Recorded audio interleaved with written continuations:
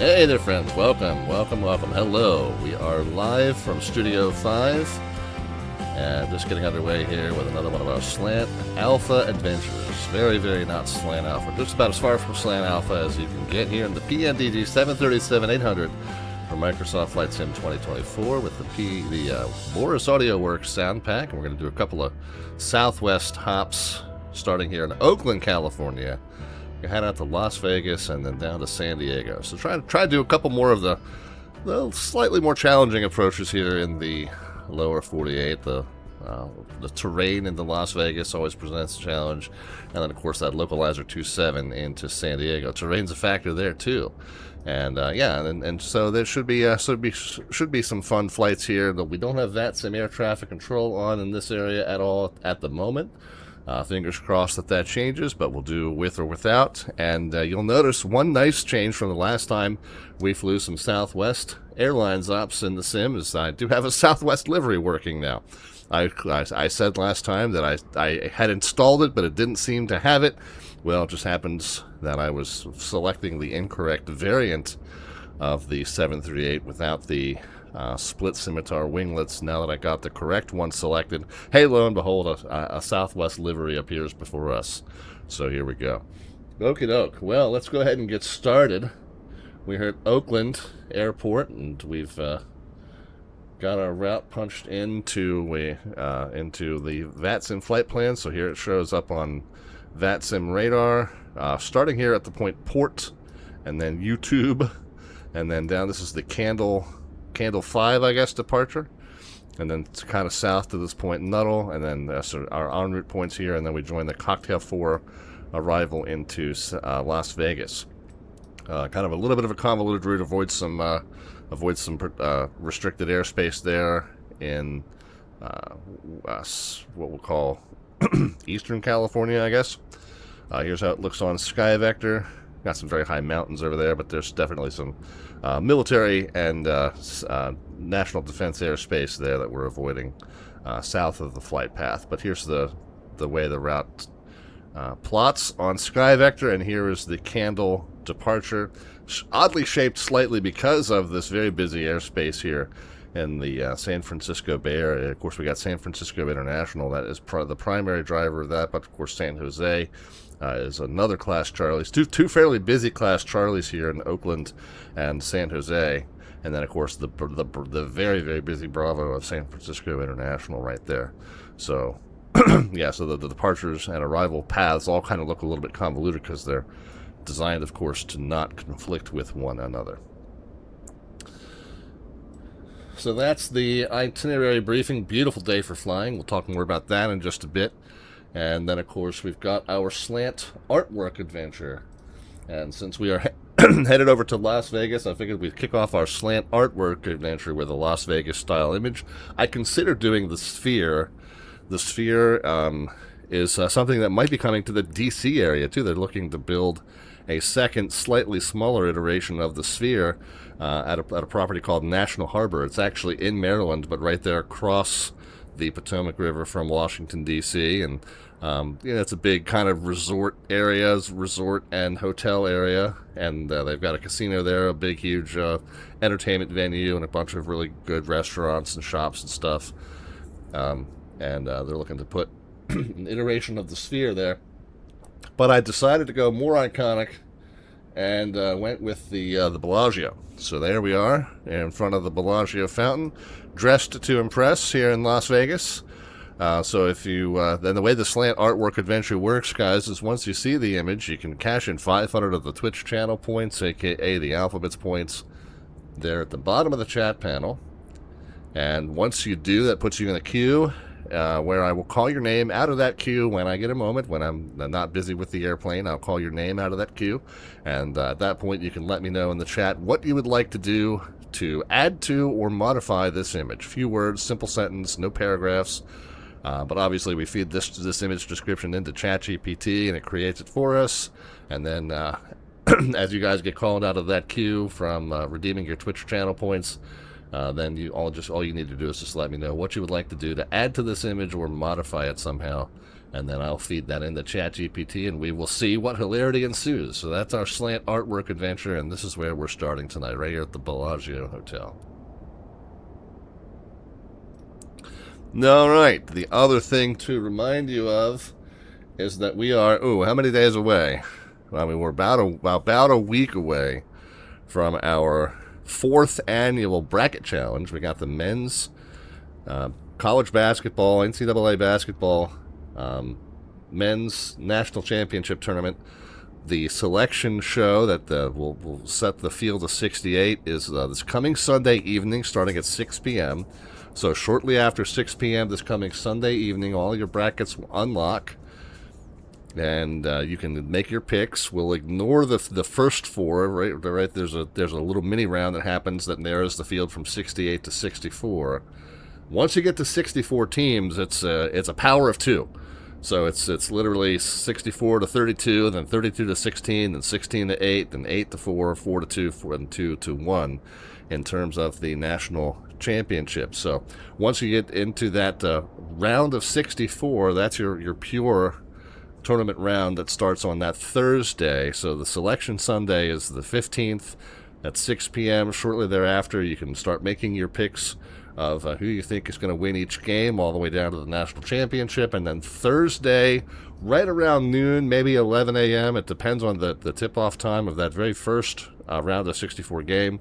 But that's when the brackets lock, and then we've got a Discord channel where I will update you on the progress. The way our contest works and has worked and for the first 3 years and shall continue to work is that each of you, and by the way, this is completely free to enter. This is not gambling. This is something that you can enter just for the fun of the contest. So please feel free to do it.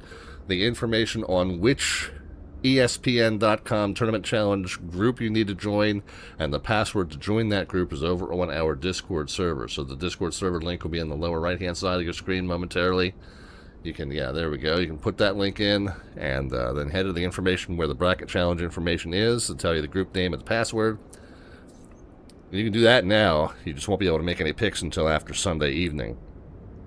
But the way the contest works is that every participant submits up to 3 brackets, and I encourage you to submit 3 because you never know which way this tournament's going to go. All the experts think they know who's going to win everything, and they're always wrong every year. No one predicts it correctly. So, and by the way, if you've never been in on a college basketball tournament, that's fine. You really don't have as much of a disadvantage as you think you do. But anyway, submit up to 3 brackets and 3 different scenarios of how you think the tournament's going to play out, who's going to win each game. And then as the contest progresses, we'll give you an update on whose brackets are doing well, whose aren't doing so well.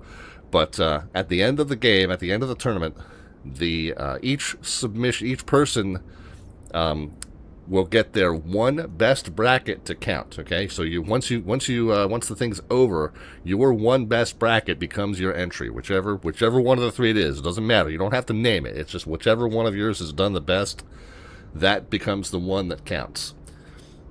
Then we'll take the top 3, and the top 3 score the bracket scores based on how many you predicted correctly. And the later predictions count more weighted more heavily than the earlier predictions. But whoever scores the highest, the top 3, will take home prizes of $50, $25, and $15 in terms of electronic gift cards. And it's always the winner's choice of Amazon or Xplane.org store or simmarket.com. So $50, $25, and $15. However, here's the twist. I play 2. My brackets don't count.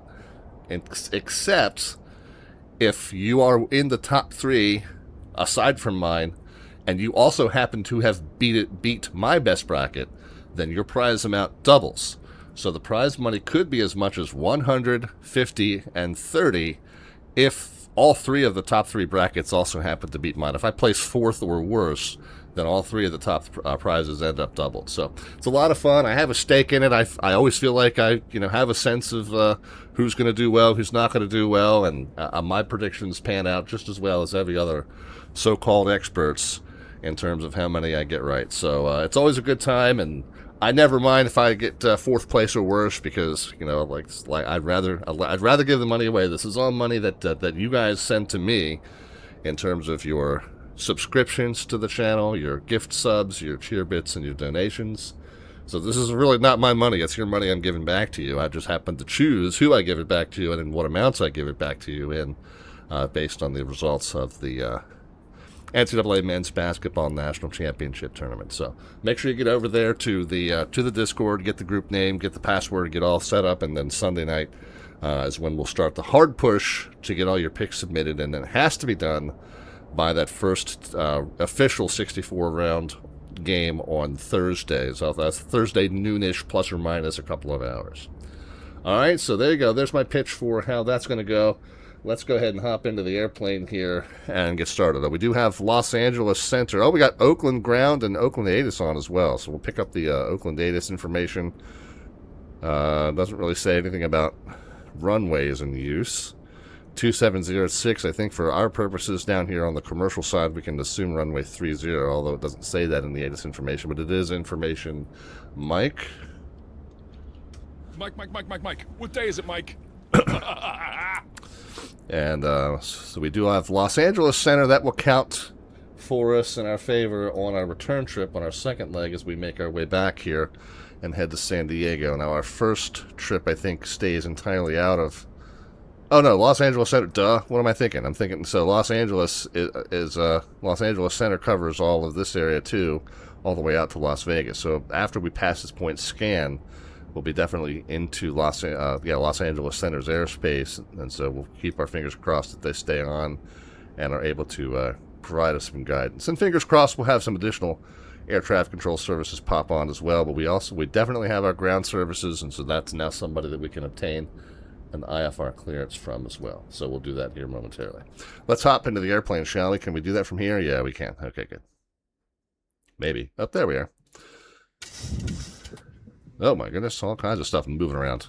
All right, let me just double check my camera commands too. There's 0 down there, and then 4, and I think 5 is the same button. 5 does the same thing. Yeah, okay. So 1, 2, 0, and 4, those are the main ones. As I finally got my custom controls for camera movement all set up, and I should be a lot more comfortable in these airplanes from now on. All right, let's come down here to the FMC and some ground services. We got the wheel trocks already on. We'll get some ground power, ground air conditioning set. Let's get to the doors.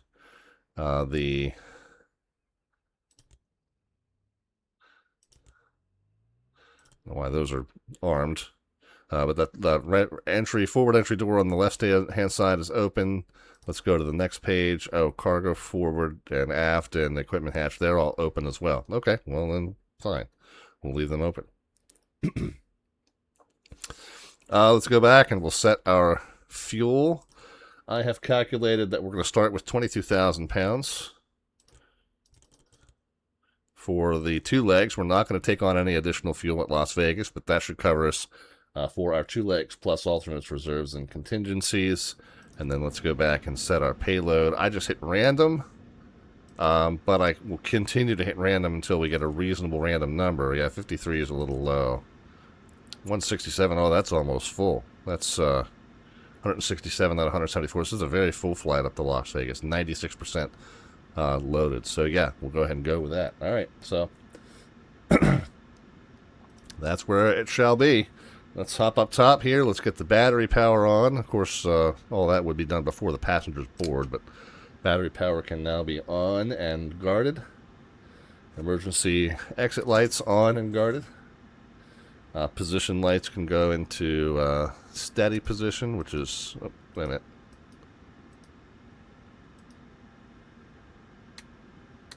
Okay, yeah, 2 down, I guess. Or down rather than up. So, position lights, where did I go? Lower lights and wheel well lights can also come on. Ground power bus can be activated. So that gets us some electricity. We can get the IRS knobs up here to start aligning. And then we'll come back and flip those over on, and then we'll turn the yaw damper on. But for right now, we'll just keep on rolling through the startup process. We've got the ATIS, and we can go ahead and grab our clearance. Oakland ground is on 121.75. So let's go ahead and get that tuned in. We get down here, 121.75. The common traffic advisory frequency at Oakland .CTAF KOAK. So that's going to be 127.2. So that's where we'll make our announcement as far as our runway movement, 127.2. Unless we have Oakland, San Francisco departure or Oakland Center on. So this will be our advisory frequency for the runway and for the immediate airport environment, 127.2. And then we'll get ready to tune 122.8 as our en route advisory over here. And actually, I'll tell you what, we'll get fancy. So 122.8 there, 121.75 over here. Melvin's stopping in. How are you, Melvin? Melvin. I don't know why I said it like that. Melvin. It's all ball. 121.75, and we'll transmit and receive on COM 2. So this will be our clearance and ground. This will be our en route advisory. 27.2 will be our tower / CTAF. Oh no, here we go. 122.8 here. So then this will become our primary frequency, and then instead of 122.8, we'll get 121.5 rocking over here. So then that'll be what we monitor as our COM 2 will be the guard frequency. So we're going to start here, we're going to move to here, then we're going to move to here, and then we'll monitor here. Okay. Bed Dave stopping in. R6 Chavez is here, as is Melvin Leroy. Welcome, friends. Go ahead and pile on and select a seat on the aircraft. Let's see if we can get in touch with ground for a clearance.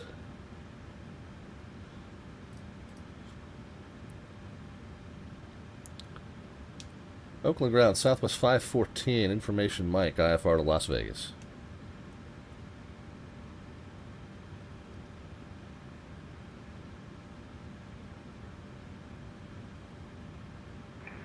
Southwest 514, Oakland ground, clear to Las Vegas Airport, Candle 5 departure, Intel transition, then as filed, climb via SID, departure offline, squawk 3254.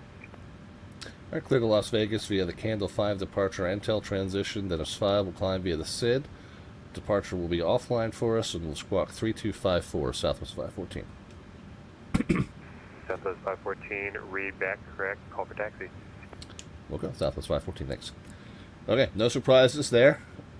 And we are down here on the eastern pier of this main terminal. And with the wind, it didn't say in the ATIS information, but with the wind 270 at 6, you kind of just assume runway 30, and that's the normal configuration here.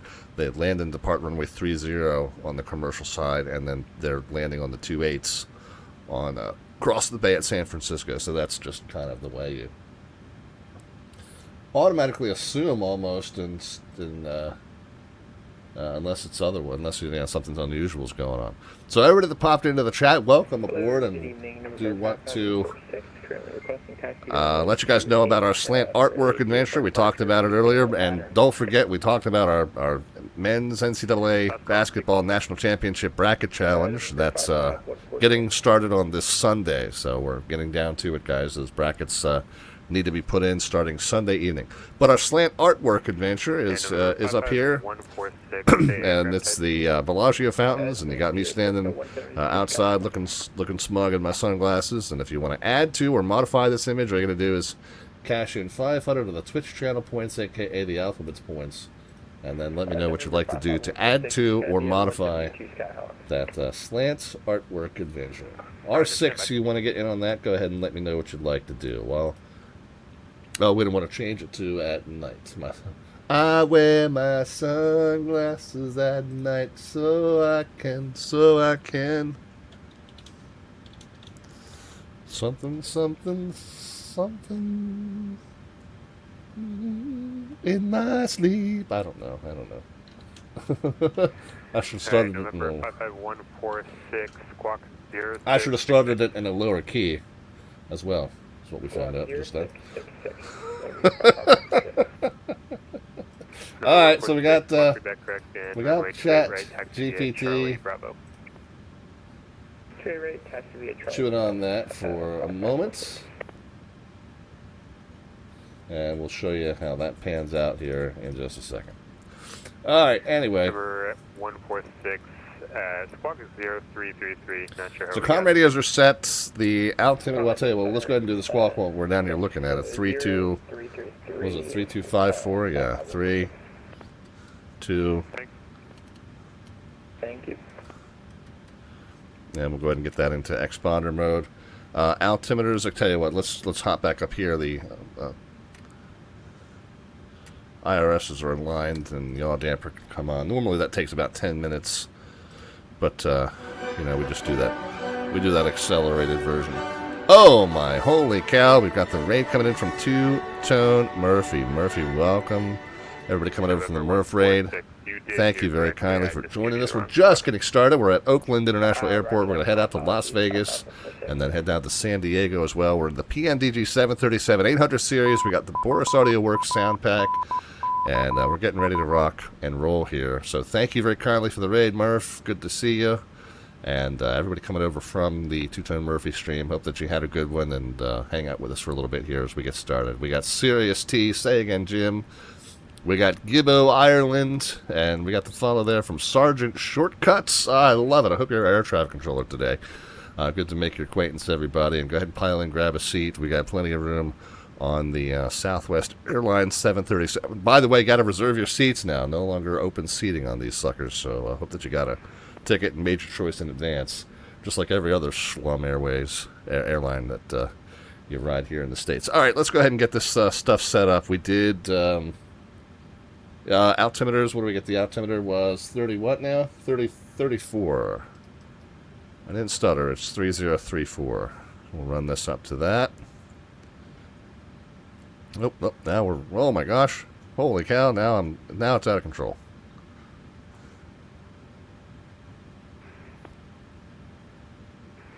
Oakland ground, Hack Coast 382 with Mike.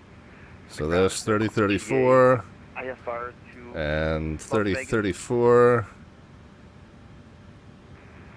Echo 382, Oakland ground, cleared to Las Vegas Airport, Candle 5 departure, Intel transition, then as filed. And then 3034 over here as well. Departure offline, squawk 3233.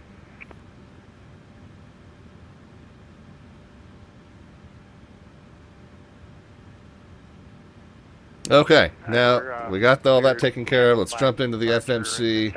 And Chavez says I'm 100% avoiding Southwest now.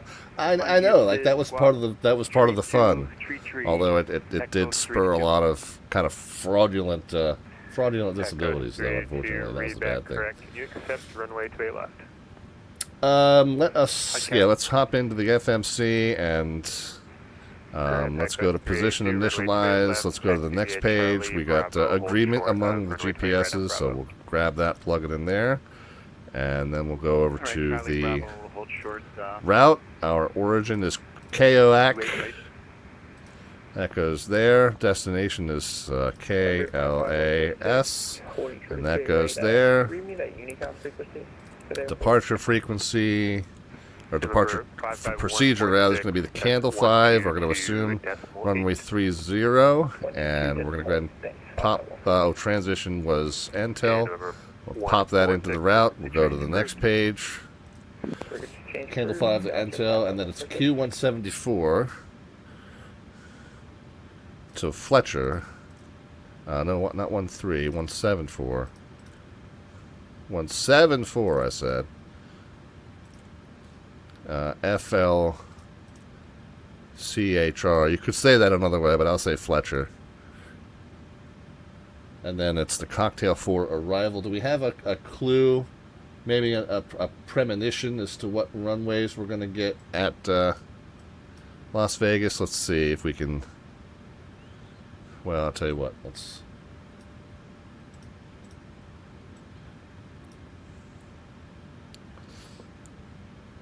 Two 6 left and 1 left. I think from this direction, we probably thinking 1 left. From the east, I guess we'll get 2-6. From the west, we'll probably get 1. Let's just set it for 1 left, and then if we have to change it when we get closer, we can do that. But let's go to departures and arrivals. Arrivals, the cocktail off of Fletcher. We'll just say Fletcher. And then let's just say the ILS to 1 left. Let's just get a preview of it because we kind of need to know, is there a transition we got to file off of that arrival. So 1 left. It looks like the furthest point out is that point Turi. Is that one of them? No, it's Roman or Watma. Oh, Watma, and then that leads to... Oh, and Roman comes in from the west. Well, let's see if either of these connect in with that arrival procedure. Let's see if the Cocktail 4 has a point common with one of those. Because that would be a good sign that we would probably get that.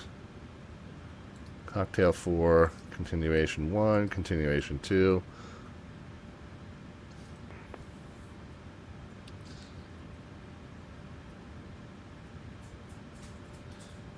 And then the ILS, and then let's go ahead and pull up the airport diagram.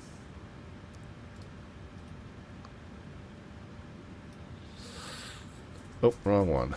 There's Las Vegas there. I don't like that these default to being so big. Let's back up.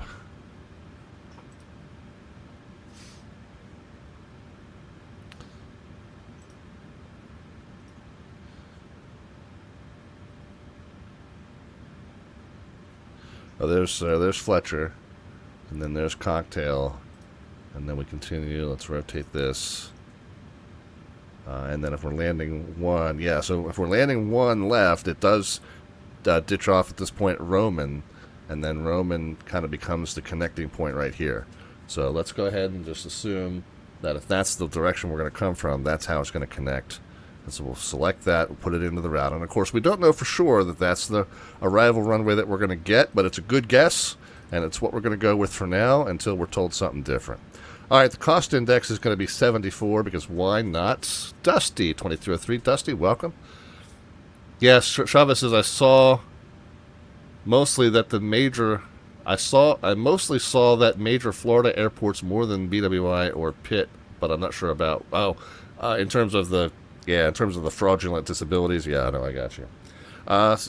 Reserves are 7.7. That gets us enough to get to our alternate in case we don't make it down to Las Vegas. I think I filed, what did I file? Ontario, California. 0 fuel weight, we'll double-click it, it'll auto-populate in. I think we filed, what did we file? 31,000 for this, for this leg, so we'll pop that in there. And execute. We'll go to the N1 limit page. A real airline captain would be duty-bound if it was safe to do so to reduce to a D-rated thrust for takeoff and or climb to save fuel, to save wear and tear on the engines. Since I am not interested in saving fuel nor wear and tear, I will leave those at fully rated. We will go ahead and set flaps 5. These are our V speeds. If we have any safety critical items prior to reaching V1 on 143, we'll abort the takeoff. If we reach and exceed 143, we'll accelerate 2 more knots to 145 and we'll pitch up. And then if we've got 2 working engines at that point, we'll pitch to maintain this plus 20, which will be 174. If we've got just the 2 working engine, just 1 working engine, we'll pitch to maintain 154 here, as indicated as our V2 speed. Center of gravity, we can double click and that'll auto populate, and trim's going to be 5 units plus a tiny little bit.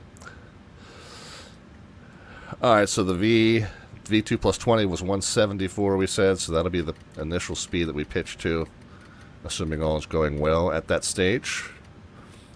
The initial heading is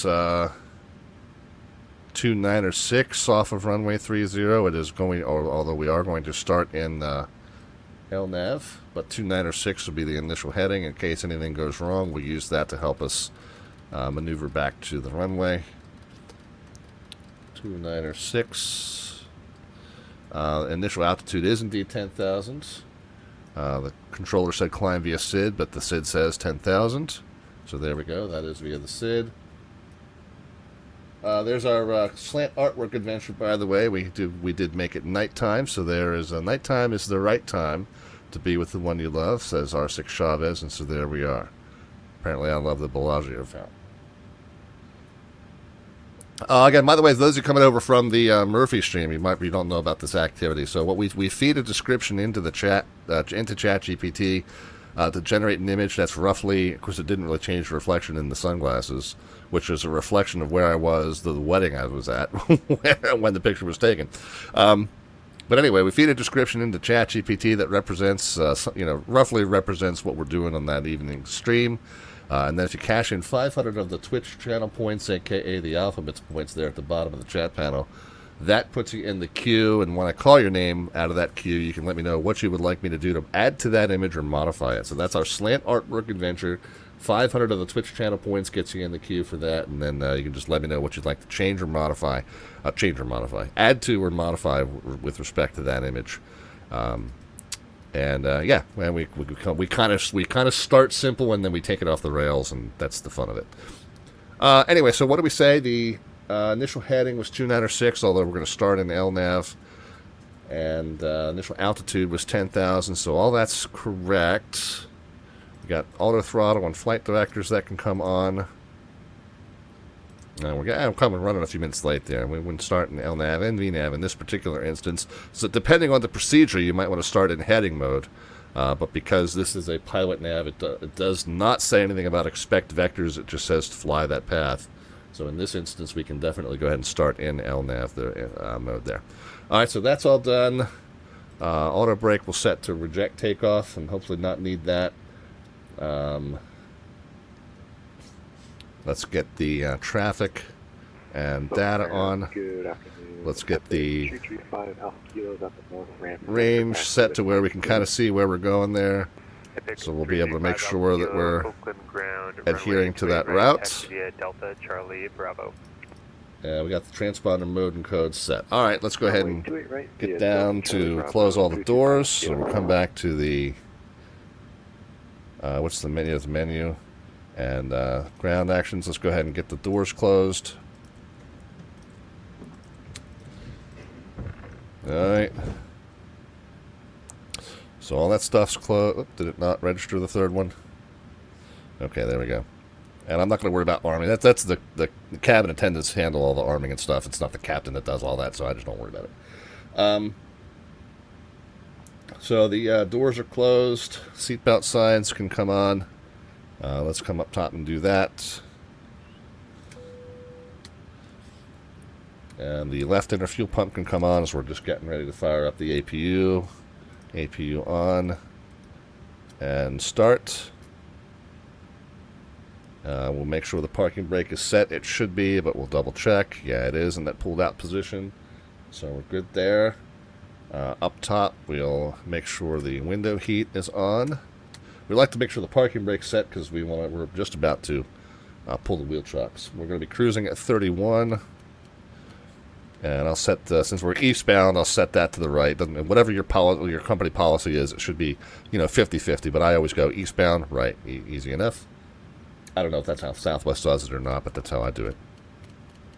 2200 is going to be our landing altitude. APU is settling back in, so we should be able to transfer the electricity over, and then we'll transfer the air conditioning over as well. Okay, electricity, APU bleed, and ISO valve open, and packs on. I think you technically don't do that until you pull the ground AC, but we're about to do that anyway. So we'll go down here and we'll go back to our ground services, and we'll throw off the lines just by unsetting the wheel chocks. And yeah, we're good to go there. Greetings from the flight deck and welcome aboard Southwest Flight 514 service to Las Vegas. We were due to push back 6 minutes ago. We'll be pushing back here by quarter till. Wheels up was supposed to be quarter till, but we should be underway here momentarily, and if we're 5 till the hour, we might be able to make up that time in the air. The flight time once we're airborne anticipated to be an hour 13 minutes, cruising at 31,000 feet for you to get up to Las Vegas. The weather here at our origin is mid-70s, nice and comfortable, very light surface winds, very few clouds in the sky, and nice high pressure, so stable air. And it's a beautiful day for flying. We shouldn't have any kind of bumps or turbulence on the way up. Should be a real nice day of flying. We're happy that you've joined us for it here on Southwest Airlines Flight 514's service to Las Vegas. Anti-collision light on. Wheel well light off. The igniters, yeah, we already did that. To the right, fuel pumps. Rest of them can come on. I'm pretty sure I've got center tank fuel, so we'll just assume those center tanks need to come on as well. Hydro pumps on there. Let's go ahead and get our pushback set up and ready to roll. Pretty much assume we're going to face away from the terminal. So, hello, are we gonna do the pushback thing or not? There we go. So we'll push back and face to the right.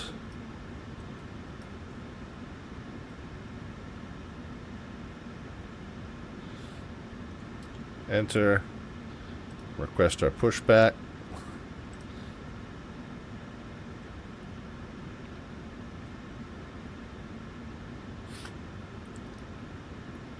Alright, and I think we are ready. Parking brake is released. Yeah, sometimes it doesn't. There we go. And we'll release our hold. And we will start by starting the number 2. So we'll turn the pack off. Ground start on. And we'll listen to the glorious, glorious Boris Audio Works sounds as the engine fires up. So we get to about 25%, yeah, 20%, what is it, 20 to 25? Go ahead and bring some fuel in. Bring some fuel into myself as well.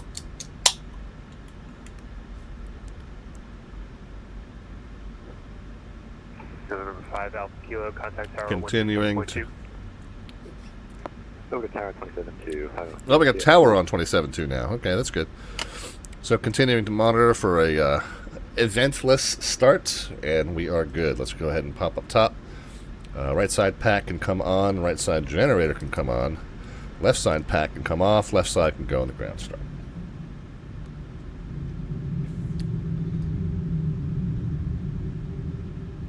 Still just ground and tower, so we'll be on advisories for departure. And we are coming up on 20%. Love that rumble. The Boris Audio Works was only about, what, it's under $20 US, the way it works out. Well worth the investment. Okay, I got the parking brake set on the controls here, but sometimes that pushback kind of just interferes. Dave is here. Alright, so the number 2 is kicked off. We can come up top here. We can put the pack back on. Electricity on. Alright, so we are now providing, the engines are providing electricity and air conditioning, so now we can go ahead and turn the APU bleed and ISO valve off and the APU off.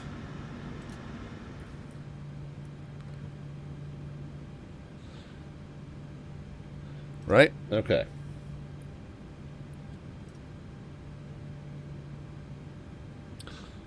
Nope. Engine bleeds are now on. There we go. Now we're providing the air conditioning. I say that hiss stopped and that threw me off there for a second. Yeah, there's a reason for that. Alright, I don't have the flight control surface monitor. I don't know why. But we'll make sure that all the control surfaces... uh-oh. Why aren't the... Oh, you know what? I guess it's helpful if I start up spad.next, huh? We literally have not done anything with any of my flight controls. That's probably why the parking brake didn't work either. So it's very important in the sim to do your flight control check, guys.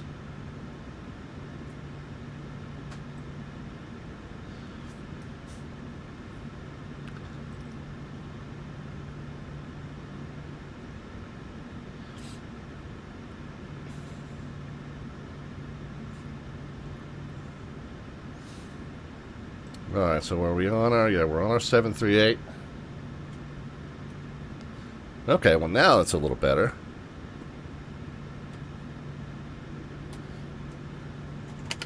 Alright, flaps 5 set. Alright, well there you go. That's it's always important to do a flight control check, even in the sim. Takeoff flaps, takeoff trim was going to be just above 5, we said.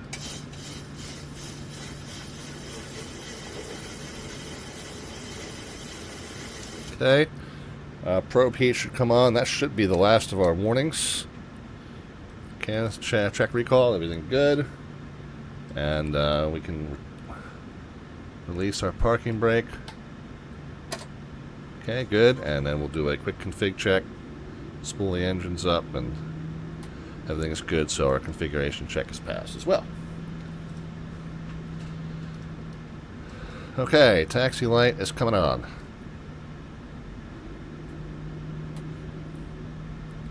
Let's make sure we're still on information mic. It is. Get the airport diagram up, so we're coming out toward the uniform. Oakland ground, Southwest 514 off the main terminal with information mic. We're ready to taxi. Southwest 514, runway 30, taxi via uniform whiskey. Right, uniform and whiskey to runway 30, Southwest 514. Okay, so basically straight ahead here to uniform.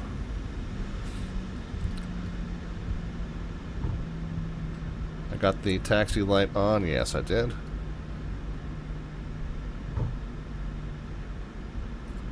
Weather radar. Terrain radar. Did we do a brake check? I don't know if we did. There we go. Brakes are working. Minimum departure fuel. We should be plenty good since we're stocked for 2 flights rather than 1. A minimum departure fuel is 13.5, and we got 21.9. So Oakland ground, pack coach. we're racked and stacked here. 28 right for 28 left. Comm radios are set, so we got the tower frequency over here on 27.2 and then 22.8, so we'll just switch it to Comm 1 here in a moment once we get told to switch. We're going to get TARA, we're going to get cabin crew, chime, continuous ignition, and lights. So those 5 things we'll do here in just a moment.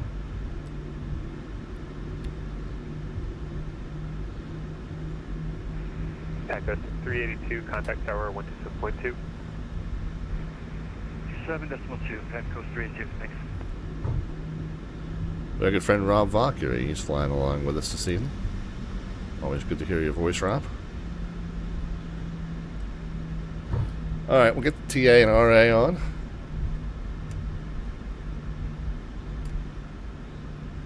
Oops. Continuous ignition.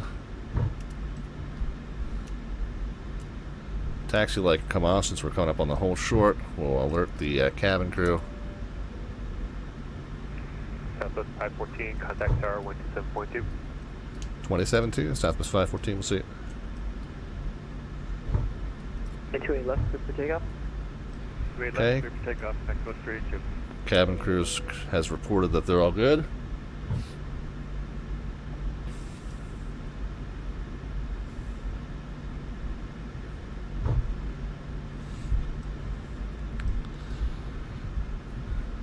Oakland Tower, Southwest 514, short of 30, we're ready. Southwest 514, Oakland Tower, runway 30, line up and wait. Line up and wait, runway 30, Southwest 514. Alright, so we'll go to strobes. November 55146, runway... We will not do the forward-facing lights until we are cleared to go. We have the strobes on because we are entering the runway. And by the way, when we go, it's customary to spool the engines up to about 40%, make sure there's no warnings or vibrations, and then go to toga.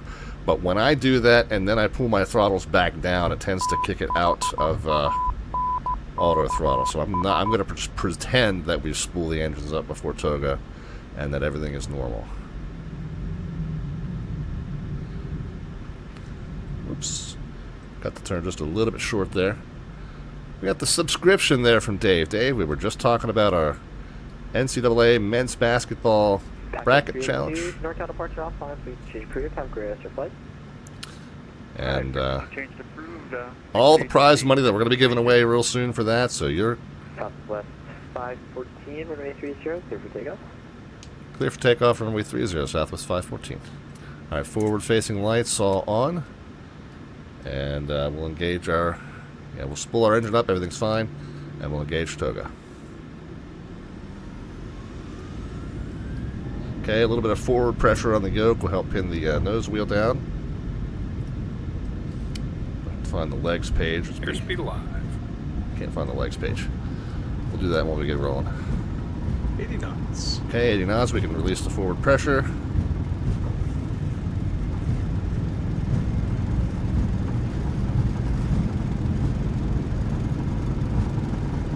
V1. Rotate. Okay, we're rotating. Thank you. And pitching to maintain that bug speed there. Gear can come up. Take that to 1,000. 514, northbound departure offline, please change your crew, thanks for flying. Alright, frequency change approved, Southwest 514. We'll see you. Autopilot's on. Okay, we're through 1,000.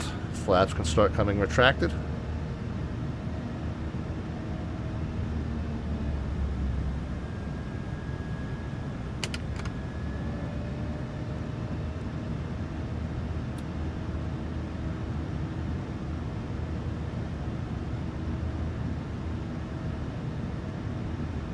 We'll switch to 22.8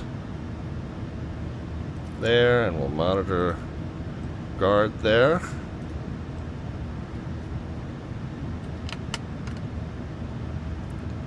Alright, flaps are up. We're on the departure path. Let's go to the legs page here. Oh, there's the legs button. Set the range down 1 notch just to make sure we're doing what we're supposed to be doing. Alright, so cleared to 10,000. Post-departure, we can depressurize the gear, cancel reject takeoff, and continuous ignition off.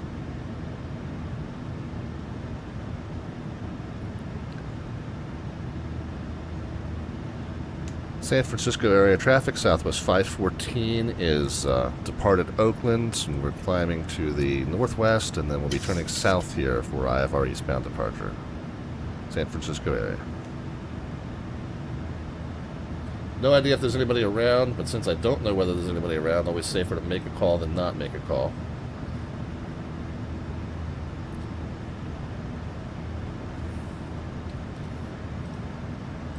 Alright, we're done with the airport diagram, and we're now passing that point Candle, turning to the point Port. Even if we clear ourselves up higher than Port, we need to stay under 10,000 at Port. We'll go ahead and say that we're now cleared up to our cruising altitude of 31,000 feet, but we are going to assume that we still need to make that restriction at Port of 10,000, so we'll let the FMC do that for us.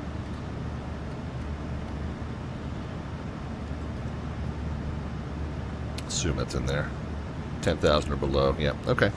So that's fine. We'll let it level us off at 10 at Port just to adhere to the restriction. It's probably fine for us to climb higher. I don't think we're going to conflict with anybody. Yeah, these guys are just arriving at San Francisco, so we're not going to conflict with them. Yeah, I tell you what. Let's just assume that we don't need to make that restriction of 10. So let's delete there and execute. So now we can just climb right on up. We would only do that with air traffic control permission, but since we don't have any air traffic control, we can kind of clear ourselves. It looks like RobValkyrie either is on a different departure or he's cleared himself on a shortcut, which is kind of cool. We could do that too.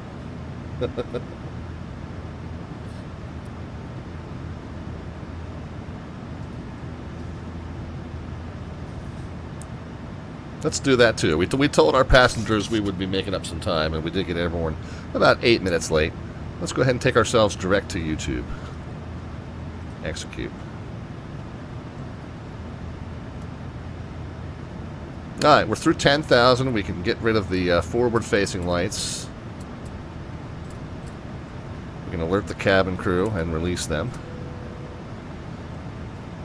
These are some forward-facing lights also that we can turn off.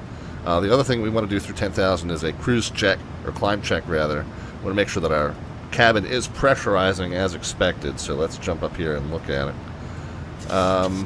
Yeah, so I like to say that 10,000, the differential should be about a third of the way up. At 18, we should be about 2/3 of the way up. And at cruise, it should be right up under the red marks. So far, so good. The cabin altitude showing just over 1,000, and it's climbing at a very, very nice and reasonable rate.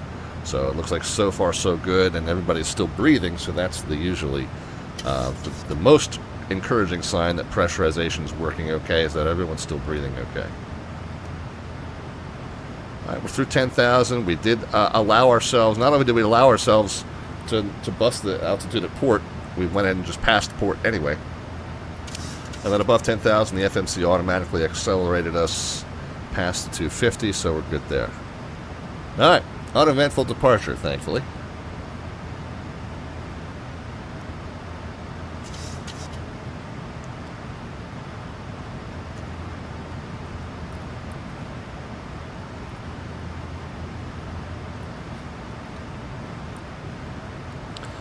So funny that I went to do that flight control check and then realized I didn't have flight controls. I'm like, oh my gosh. I guess if I have a program that manages my flight controls, it's probably good if that program is running. But man, did it highlight exactly why you do that in the checklist. That would have been embarrassing to discover at takeoff, huh? Which we wouldn't have been able to steer either. We would have discovered that as we were trying to throttle up and taxi out, so.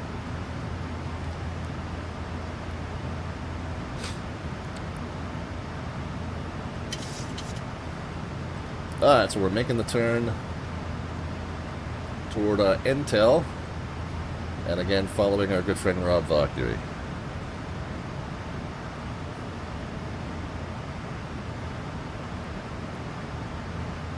Well, he's flying the Citation 750, so he's going to be cruising at 49,000 feet. Right, hold on, would 49 be eastbound or westbound? So you get to 41, 43 is west, 45 is east, 47 is west, 49, 40. So he'll be cruising at 49,000 feet and Mach point niner niner. So he'll beat us no matter what we do.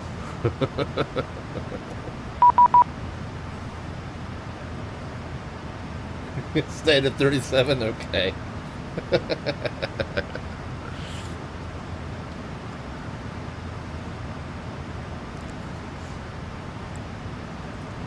Alright, and we got pretty much the entire arrival showing here. We can go ahead and knock the range down one.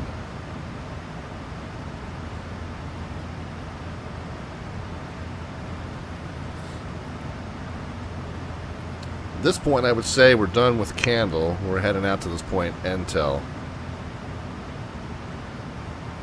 We are picking up this procedure at Fletcher, and then T-Brand.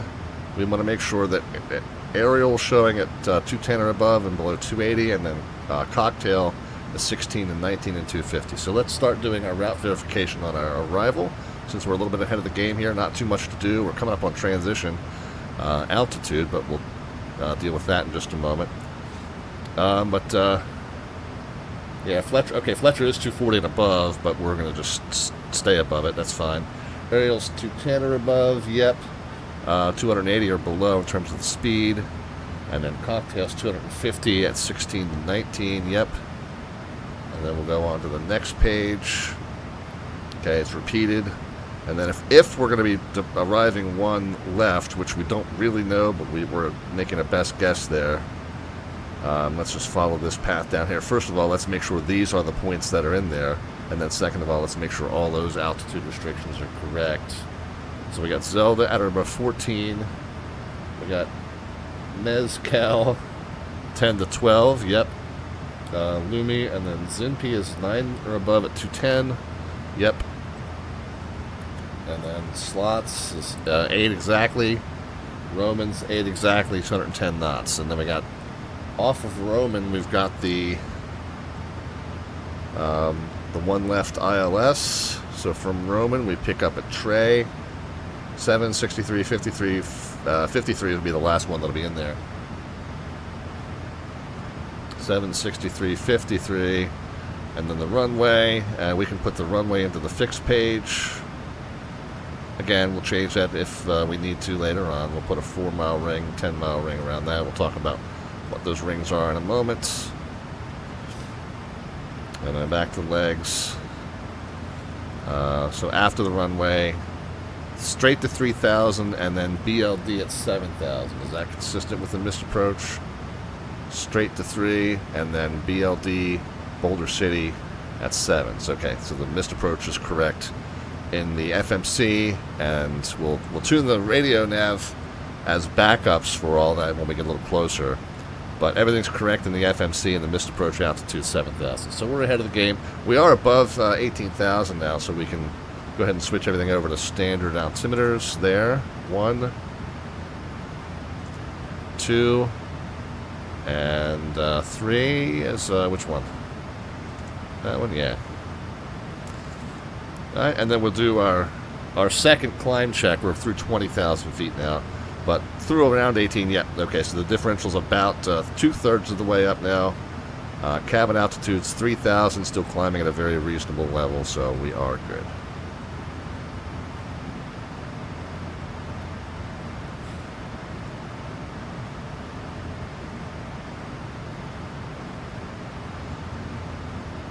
Yeah, Strudel. Hey, if you need someone to talk to, go ahead and send me a DM. I may not be able to answer it until after we close up the stream, but please feel free to do that.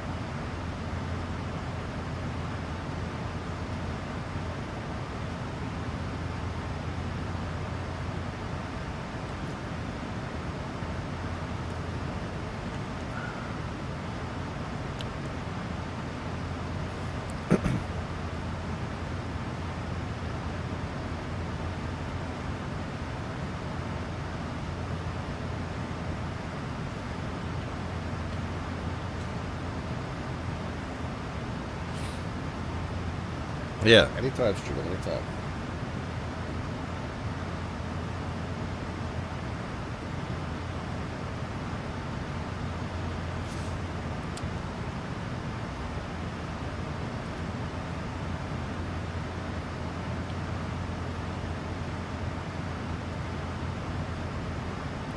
Oh, and did I do? Yeah, I did position lights to flash there. Okay.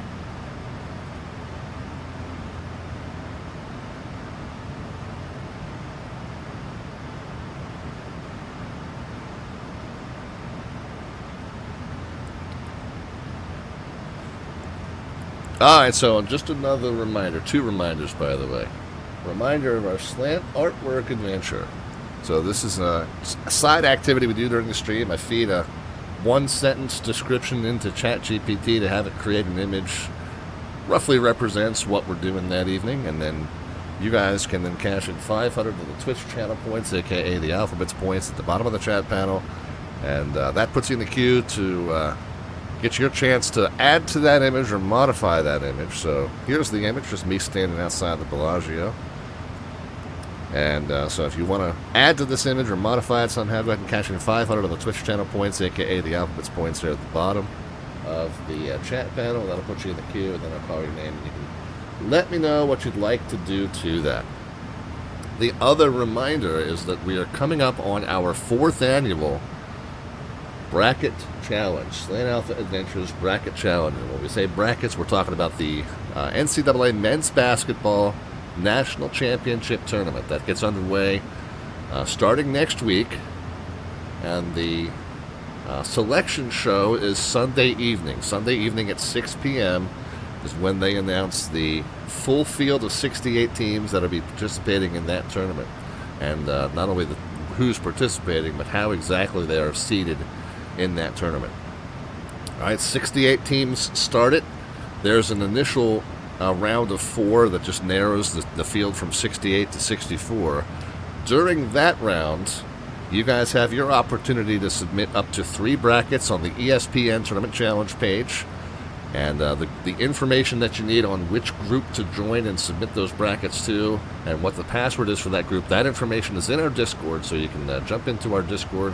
The invite link's on the lower right-hand side of the screen, and the information about how to get in on this bracket challenge is in there. It is completely free to enter, by the way, and you do get 3 brackets, and you can make them similar with some subtle differences, or you can make them completely different scenarios.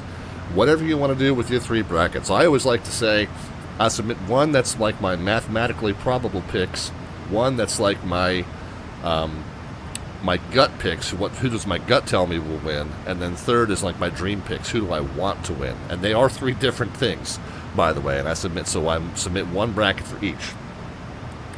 But anyway, you can submit up to 3 completely free of charge. And then the way it plays out, and those brackets have to be submitted no later than the first actual round, once the round of 64 is narrowed down, and then from there it just becomes a straight-up power of 2, 64 on down to the national championship through 6 rounds.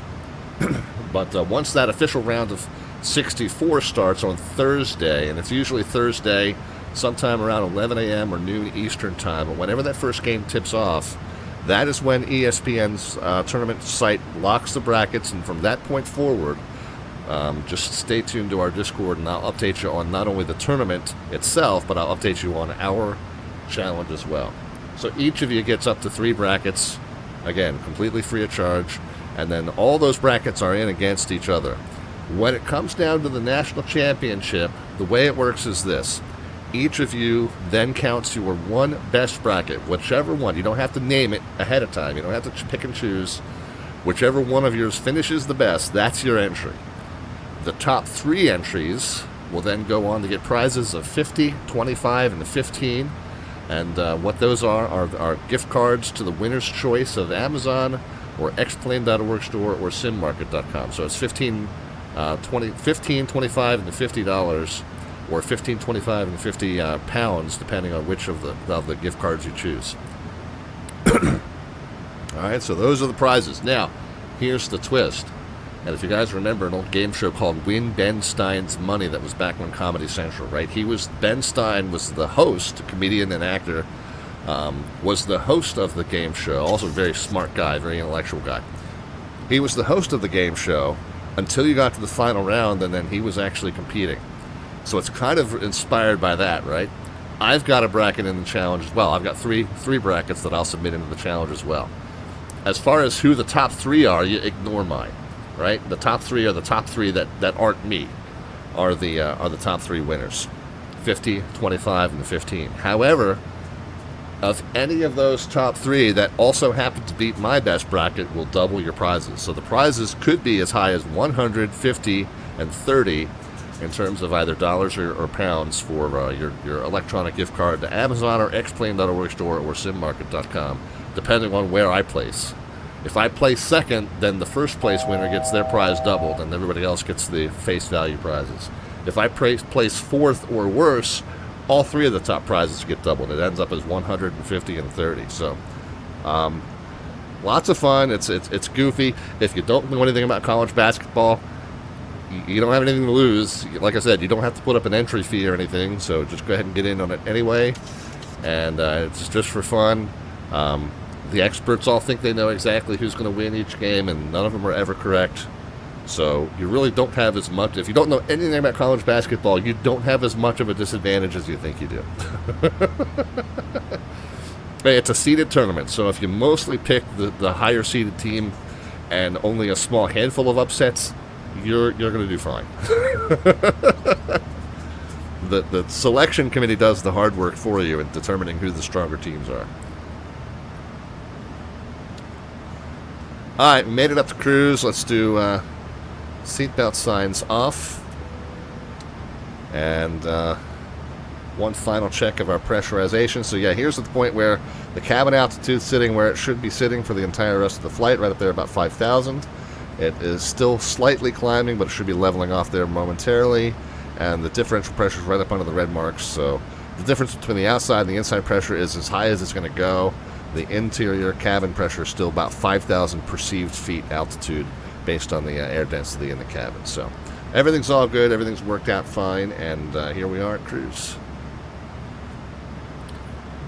By the way, for those of you who are new to the stream, the food selection that you get on a Slant Alpha Captain flight is always much, much better than what the actual airline offers. And we always try to offer something that's tied into the destination we're headed to. So just prepare yourself for that if you're new to the stream. Greetings from the flight deck with an update. We've reached our cruising altitude of 31,000 feet, and we've turned off the fasten seatbelt signs. The cabin crew is going to come around with a fine selection of Red Bull products and shrimp cocktail and prime rib. So do sit back, relax, enjoy, and we will give you an update on the weather situation in Las Vegas once we are getting ready to start our descent. Thanks again for flying along with us on Southwest Airlines Flight 514 service to Las Vegas. Another thing we need to do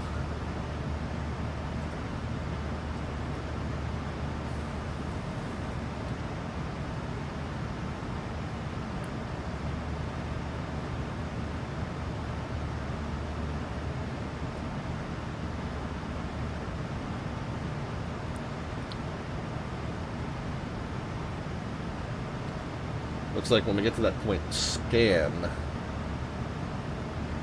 is when we want to check in with Los Angeles Center.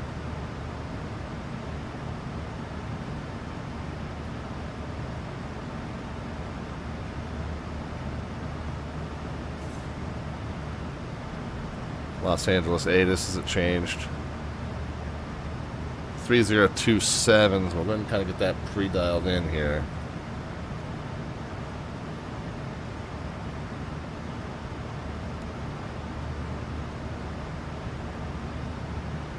Nice high pressure day on the West Coast.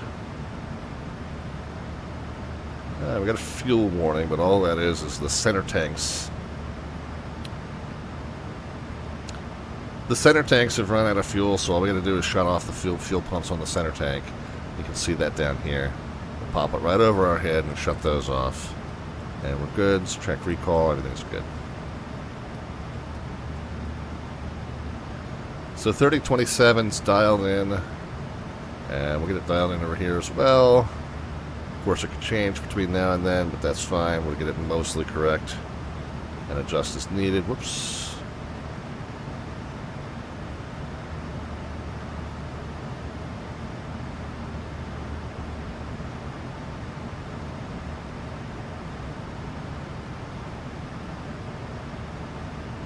Okay, 3027 pre-armed. Anyway, let's go back to that. Actually, can we read it right on the pilot client now? Yeah, we're close enough. We can read it right from the pilot client. India, 360 at 7, 10 statute miles clear. 26 is the tip, so what's that going to be? High 70s, almost 80. Clear skies and very light winds out of the north. They're doing visual approaches, 1 left and 26 left. I will... So 1 left is here. I'm going to go ahead and pull up 26 left just as a backup. We'll have that over here just in case we need it.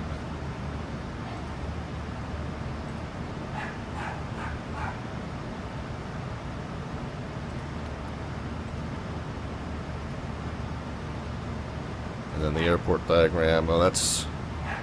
Oh, did I close the wrong airport diagram? Yeah, that's Oakland there. So alright, let's open up the airport diagram here.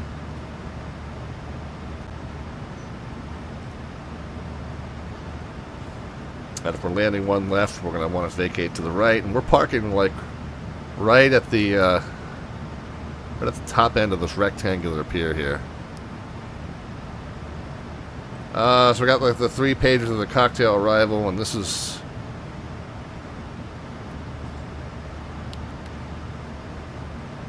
Yeah, expect ILS 1 left or radar vectors to final approach course. So we're expecting to join from that point in Roma, and then I've got it programmed in that way, but we don't know for sure. We'll cross that when we get there. And there's the ILS Loc 26. So just to be ahead of the game, let's just go ahead and tune this up like we're ready to go here. 110.1 and 014 is the final approach course frequency and course rather. What did I say? 1? Yeah, 014. Whoops.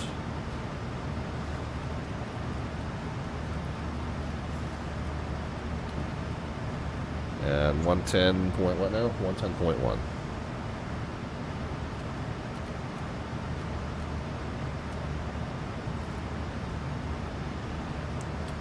If we go missed, of course this is in the FMC and we've already checked that. Boulder City VOR at 7,000. However, we always want to have the radio beacons tuned as backup. First of all, for the instrument landing system, you have to be tuned to the radio based beacon. That's a requirement. Or the other thing. Well, the other thing to point out is that we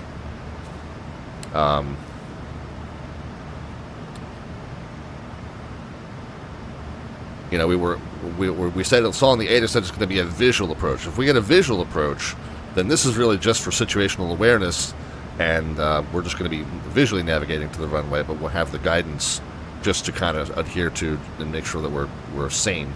But we always want to tune, if we're tuning an ILS, we want to tune the radio beacon as a backup for the missed approach as well as for the main approach.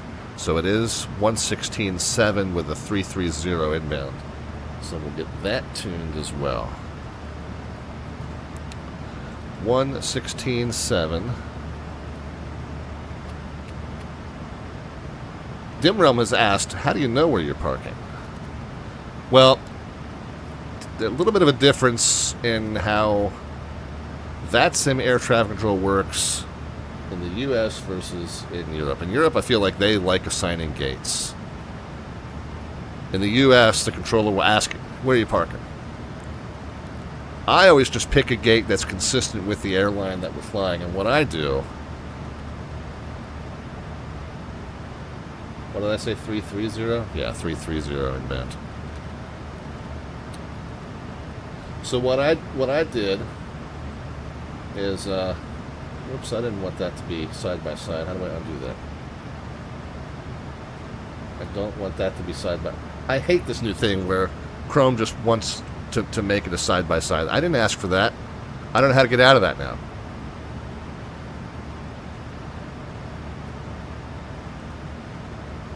There, I got it. Ah, how annoying. Anyway, FlightAware, IFR statistics. So what I did was I went KOAK to KLAS, and so this is kind of where I steal my route from. You know, 68 out of the 80 or so that have flown this in the last week have used this route, so that's the route that I used. I get a sense of what the cruise altitudes they're filing. And in fact, Southwest 561 was one of the most recent flights to do this. Used Gate 30 at Oakland and uses Gate C7 at Las Vegas. So those are the gates that I've planned for. Now, when I land there and they tell me to park somewhere else, or I land there and C7 is occupied, whatever, I'll choose a different gate. Oh, as a matter of fact, I chose C23, which is actually the same thing I did if we go back. KLAS to KSAN. So same thing I did. I just chose a Southwest flight going KLAS to KSAN, and it's gate C23 to gate 1 and 2. So gate C23 is what I've assigned myself at Las Vegas. And then, of course, I have the FAA charts don't tell you where those gates are.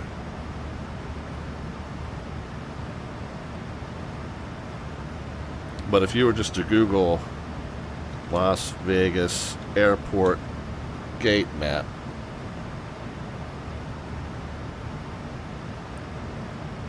and then go over to images, yeah, you can find some useful ones that show you which ones are which.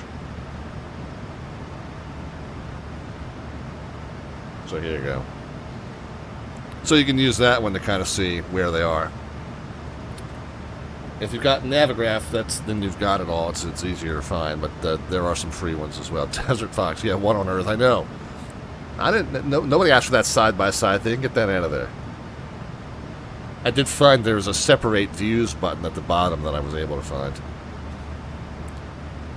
But anyway.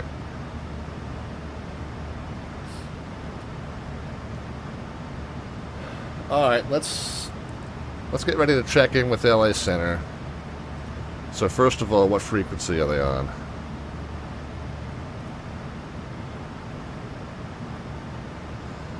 126.525.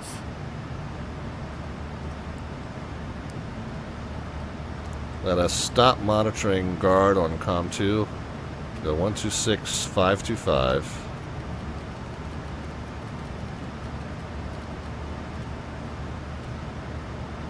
We'll swap that in. And then when we check in, we don't really want to check in on at scan, although that seems like a pretty important waypoint, so they might know where scan is if I just say it that way. But let's just see, like, what's a more useful. LA Center, good afternoon. This is Bonanza November 81 Bravo Zulu. We're out of Lubbock, and we would love to get some flight following. So if we go Beatty VOR BTY, we can give a position off of that. Bonanza 81 Bravo Zulu, LA Center. Hello. Fix next, and we go BTY. 2451 and Zimperini, just there south of LA. So we're 84 miles west of Beatty, so we'll check in with that.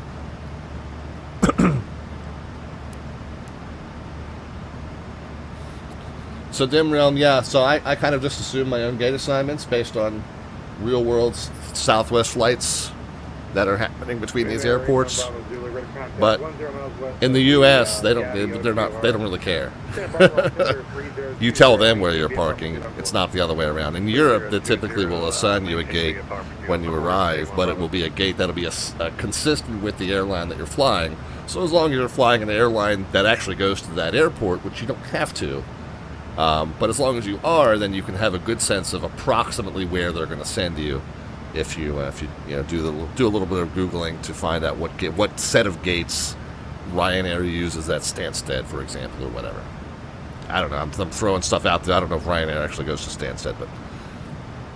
It's been a good evening. Are there discrepancies between the real-life airport stands versus the game? Sometimes it depends if your scenery is not most up to date. If, say, they've added a new wing to the terminal and your scenery doesn't reflect that, there can be some discrepancies.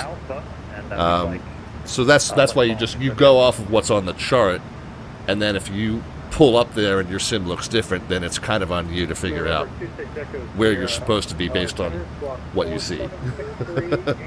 But again, it's also kind of not that strict. In the U.S., at least, normally once you get off of the named taxiways and you get into what they call these ramp areas, typically it's pilot's discretion to move around those anyway. In the real world, ramps are typically controlled by either the airport authority or by the airline that uses the ramp. So the FAA ground controller doesn't even really have jurisdiction at that point. In the U.S., the FAA, the U.S. VATSIM ground controllers will basically say, well, hey, it's a ramp area that's not my control, so you do whatever you want. In the real world, you'd be talking to a airline employee or what have you, or airport employee. 26 seconds here, ready to contact. So the U.S. ground controllers are basically like, hey, you're on the ramp, you're not my problem. In other words. All right. Gonna knock the let's knock the map range down one just to get the clutter. So where are we in relation to Beatty? 65 miles west of Beatty.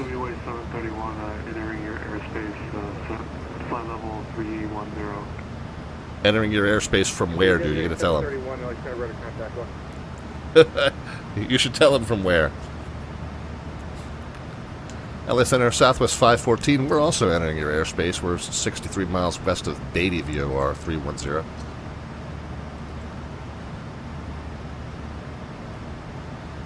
Southwest 514, LA Center, radar contact, welcome. There you go. LA Center, TAC Coast 382, 370, 50 miles north of the BDVOR. TAC Coast 382, LA Center, radar contact, send me the cocktail 4 arrival, runway 1 left transition. Las Vegas altimeter 3026. So RobValkyrie 306, cocktail 4. got one left, so we can kind of reasonably Air assume. 79, radar contact 40 miles south of the Thule VOR. I have a reroute for you if I just got Okay, Las Vegas 8 is. Go ahead. So, still information, India. So, RobValkyrie coming from the same direction as us, he got one left, so we can kind of assume they're going to do the same thing. Now, they might not, though, right? In order to preserve spacing, they might send him to one left and us to 2-6 left, just because we're, nearly on top of each other, and they need to create that additional space between our arrivals. So they could switch us up, who knows?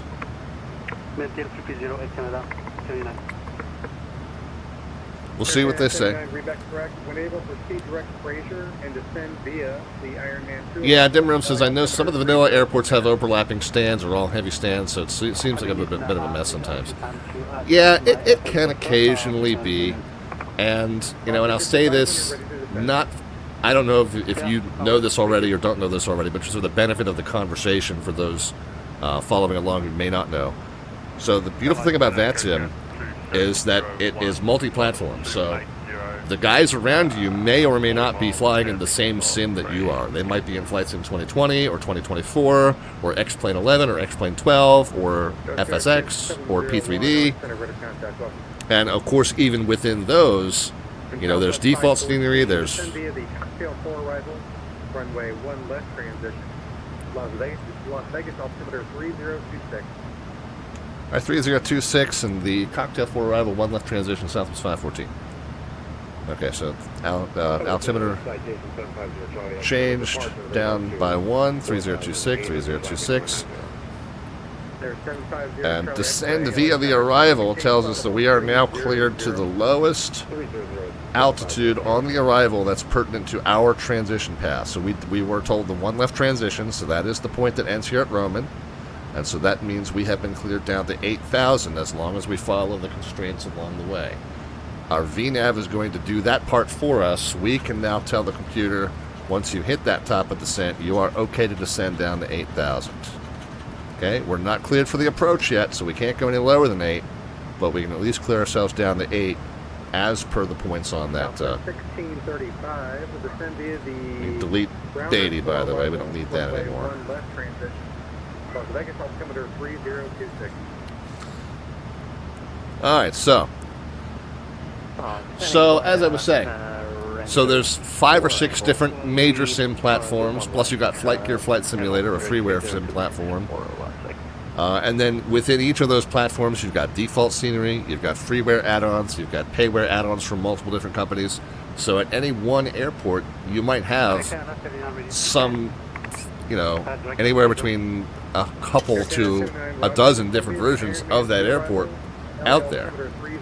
So it can be a little goofy if the guy next to you doesn't have the exact same version of the scenery than you. And you'll see sometimes if you're in a busy event on VATSIM and you're in a taxi queue that's got like 12 planes in it, and you see like 2 of the planes are like just way off of the path. They're like, you're all taxiing down the middle of the center line, and there's 2 planes that are taxiing like on the edge of the taxiway, and you're like, what are those guys doing? Are they drunk? A, they might be. That could be the explanation. But B, they might just have a scenery that doesn't quite align with everyone else's, and so you just deal with that. That's kind of the thing that happens. Good evening, 1041, follow 360.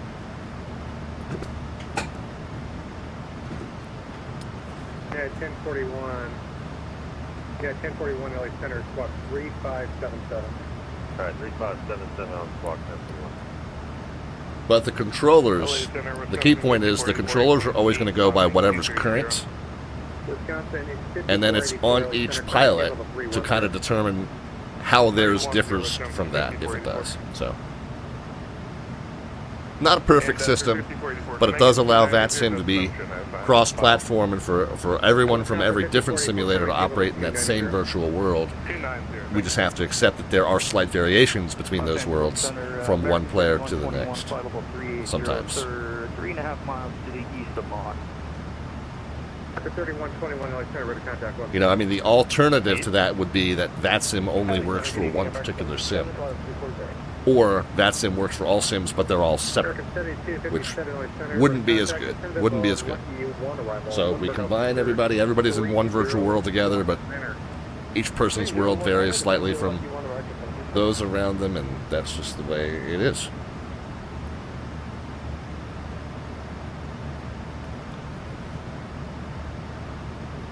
All right, let's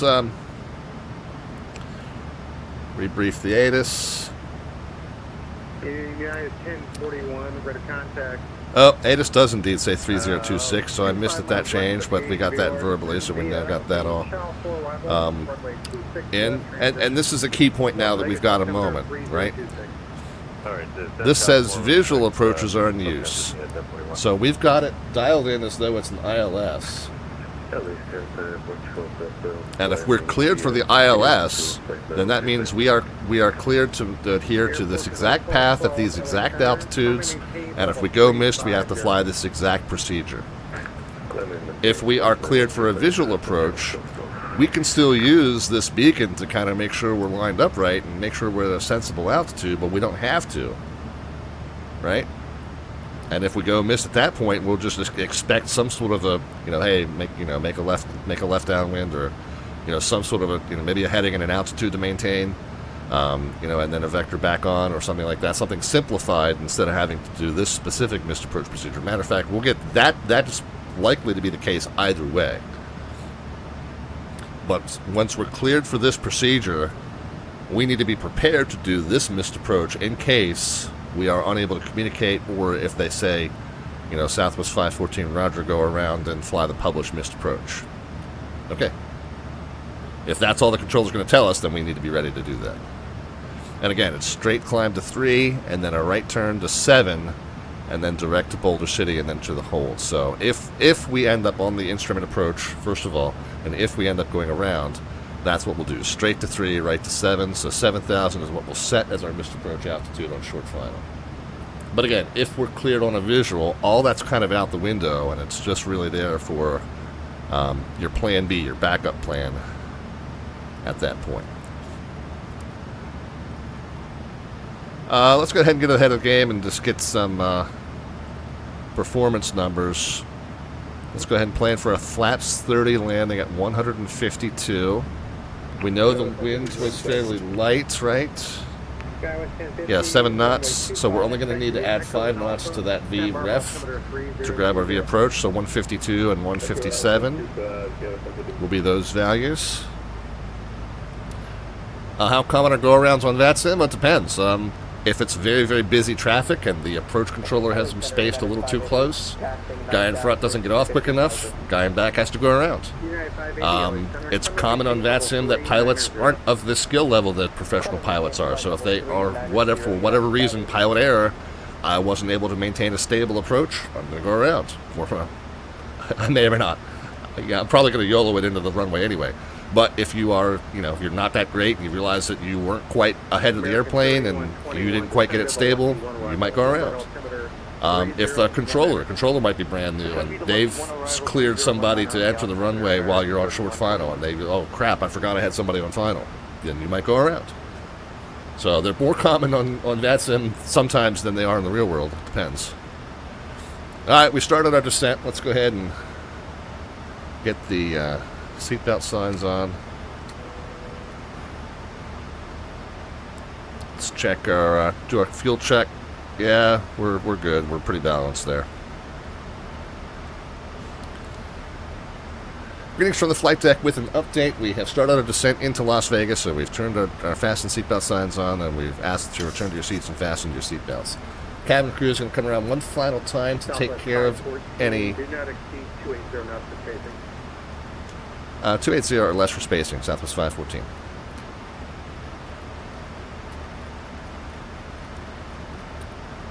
Sorry, friends. The cabin crew is going to come around one final time to collect trash and take care of any last-minute needs. The weather in Las Vegas is showing in the high 70s, near 80 degrees, with very light winds and clear skies. Expect to be on the ground there in about 25 minutes. Thanks again for flying with us on Southwest Airlines Flight 514 service to Las Vegas. 49, contact SoCal approach, 128.05. 2805 SkyWest 1549. We'll see you later.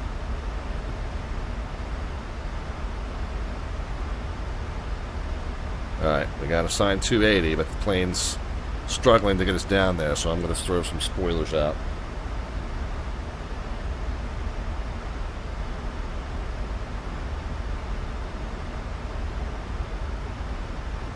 LS United 9850, so follow 350, 30 miles north of Sacramento. See, the plane was slightly above the glide path and well above the speed. And so at that point, you realize that it needs your assistance in order to adhere to what you've told it to do. So we went ahead and deployed some speed brakes to help it get slowed down. Good evening, Walker. And I keep my finger on that lever now so that I don't accidentally forget and leave those speed brakes deployed.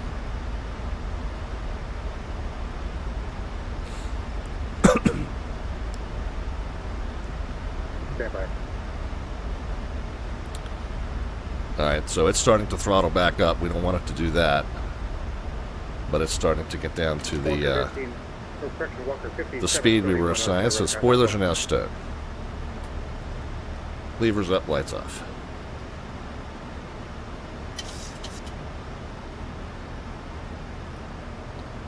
Guys, don't forget our Slant Artwork Adventure is underway. Slant Artwork Adventure is a one-sentence description that I feed into ChatGPT at the beginning of the stream to generate an image that's representative of what we're up to.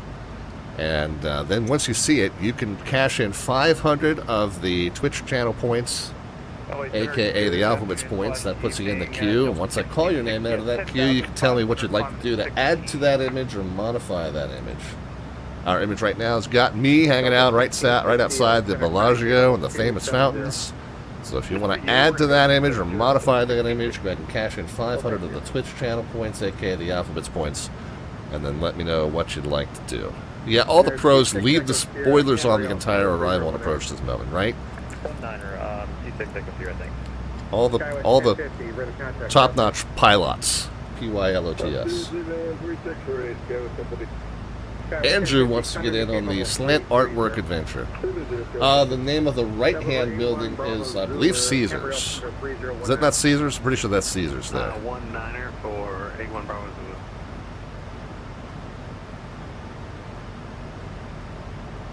I can just call it the building on the right.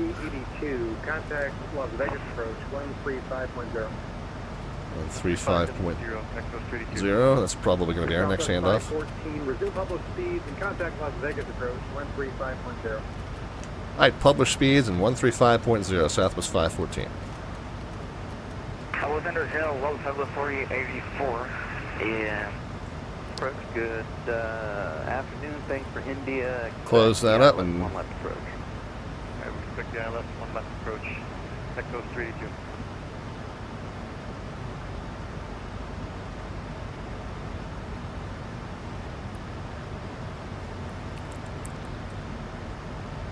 Let's just real quick peek and make sure it's still information India. Las Vegas approach, Southwest 514 is 190 via the Cocktail 4 and one left. And we got information India. 514, Las Vegas approach, thanks for India. Expect ILS, one left approach. All right, expect ILS runway 1 left approach, Southwest 514. Okay, so now we are expecting the ILS approach specifically.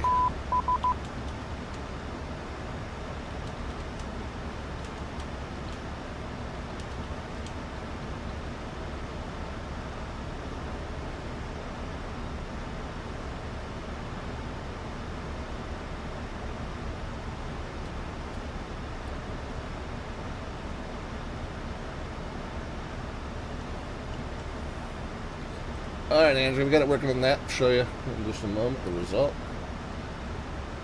We got the follow there moments ago from it's hashtag. Your username must be very easy to find in a search. We're below 18, so we'll go ahead and pop it back into local altimeter. There, and there. Las Vegas approach. Hello, I think it was 3026, right? Yeah. Runners full arrival. Crossing 17 1635 Las Vegas approach. Good afternoon. Information India is current. Okay, we see again that the speed, the selected speed per the procedure is dropped from 280 to 250. We see that it's right on target in terms of our vertical path, but it's struggling to get the speed down, so I've now pulled the spoilers back on. Well, there you go, Andrew. I did a good job with that. /2 November Whiskey, contact Los Angeles Center 126. Save the clock tower! Save the clock tower! We'll see you then. Citation 3 Whiskey, November Whiskey.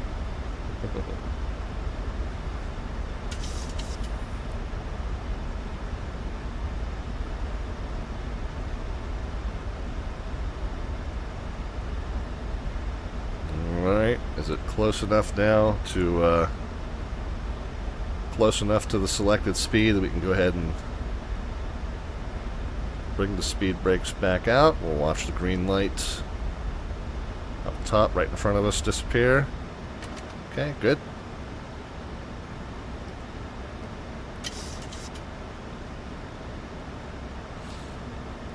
I said earlier that I would talk about these 4 and 10 mile rings. So the reason that we add those to our navigation display is that the 10-mile ring represents the latest point at which you want to start configuring for landing. So that first notch of flaps needs to be coming out no later than crossing that 10-mile ring. By the time you cross that 4-mile ring, you should be fully deployed for landing. So you should be at the landing flaps with gear extended and slowing to your final approach speed.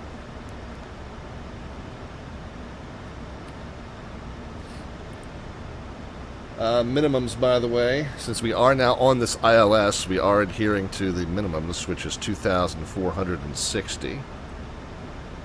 That's going to take me a minute to run that up.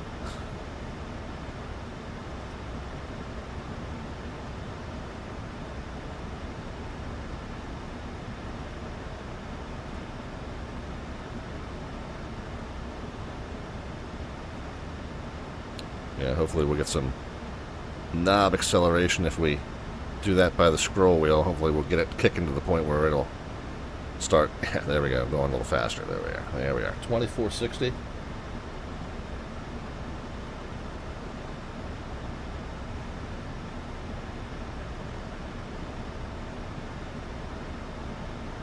Okay, overshot it.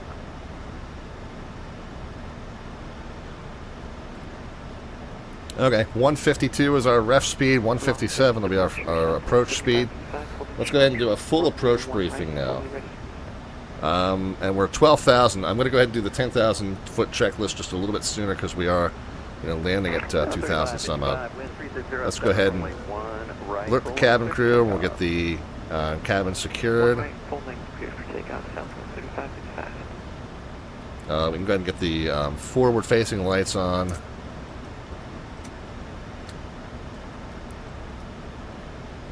South 1635 at Roman, cleared ILS 1 left approach. That's Roman, cleared ILS 1 left approach, so 1635.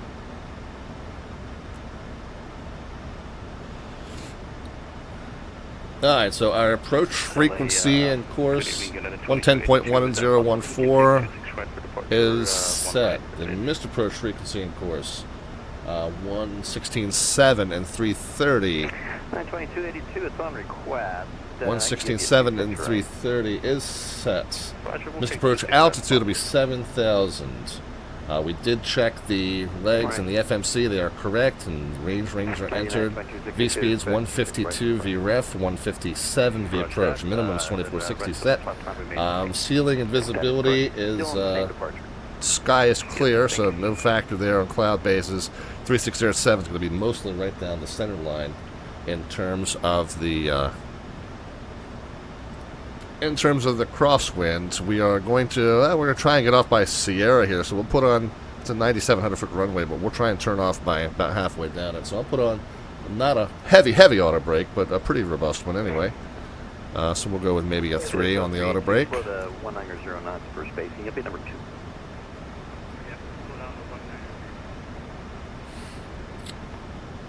And yeah, so straight to 3, right to 7 we go missed, and a right-hand turn off the left side if we make it down successfully. We do have an intermediate taxiway, but we'll need to hold short on the right side.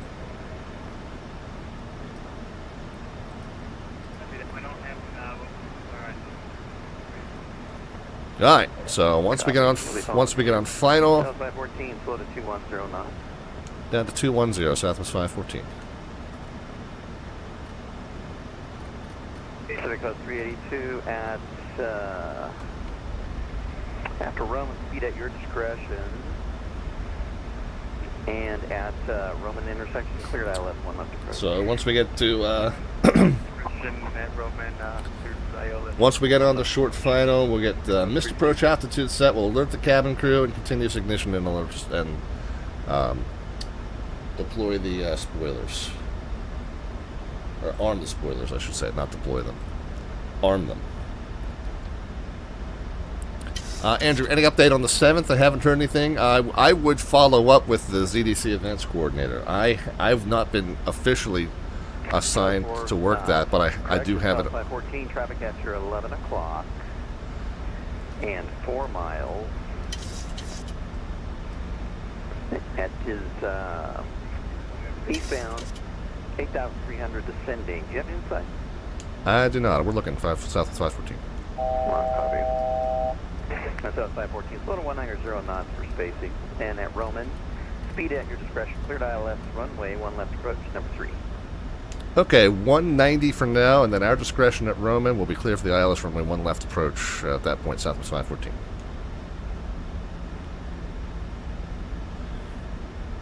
Alright, so we're below 250 knots. I can go ahead and get some flaps in. So 3555, radar contact, yeah, so we go to flaps 5. We can't go to flaps 10 until 200. So once we get, I'll tell you what, we'll go ahead and get the gear. I usually don't get the gear out until we get to the glide slope intercept, but because we're struggling to get slowed down, I will go ahead and throw them out now. Below 200, we can go to the next notch of flaps.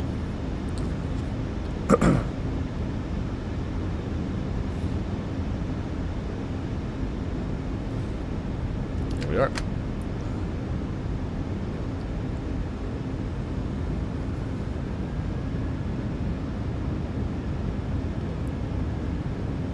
You guys can. So Andrew, yeah, I haven't officially heard anything. I have it on my own calendar that I'm doing that, but I haven't heard anything from ZDC. So I would follow up with them.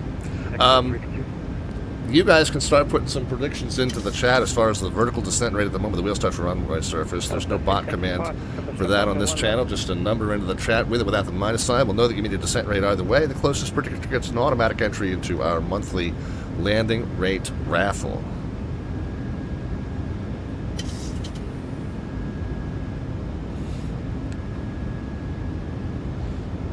Pacific 382, maintain 7,000, make a left turn heading 220, I'm going to resequence you. That's fine.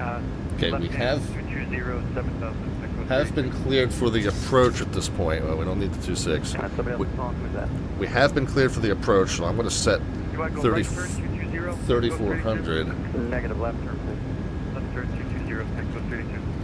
1635, wind 3607, runway 1 left, clear land. Runway 1 left, clear to land, also 1635.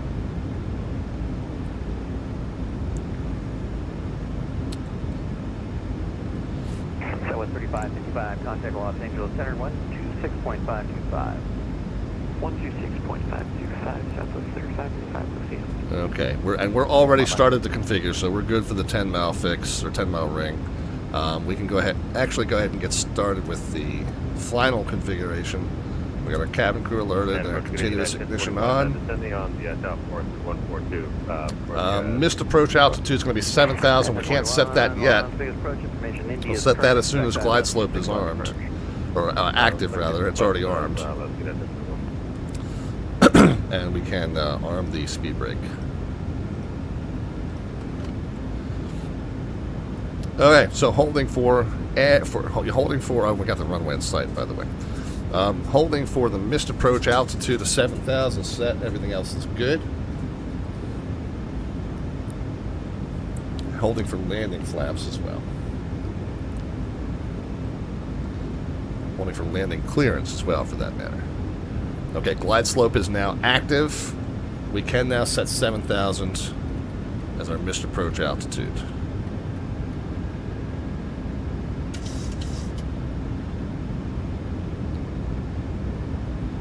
So we're holding on landing clearance and landing flaps. Everything else is good.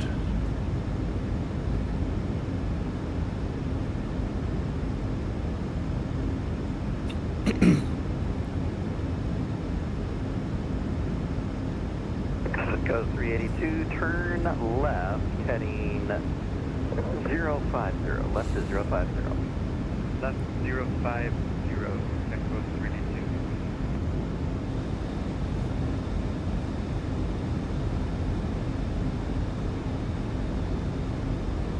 South 514, wind 3607, runway 1 left, clear to land number 2. Alright, clear to land number 2, runway 1 left, southwest 514. I don't really see the traffic ahead, but we will need to listen for someone vacating. Keep an eye out for him. Keep the 190 until... Pacific 382, you are at 9 miles from body, turn left, heading 030. Maintain 5,000, still established, clear to ILS 1 left approach. We can take it at 170 now that we're within 10. Okay, I got 030, clear for the ILS, 1 left approach. Echo 382. Echo 382, and that's 5,000 still established. 5,000 still established, Echo 382. Okay, and we got flaps 15 set. So 2 more notches for our landing flaps. Alright, friends, I'm going to go ahead and take the controls here.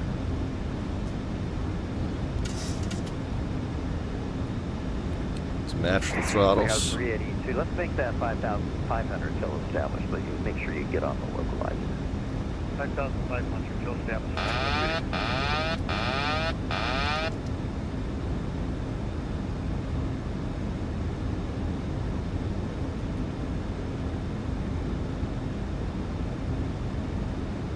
Vegas approach, Air Canada 1061, approaching spot 8 with information India.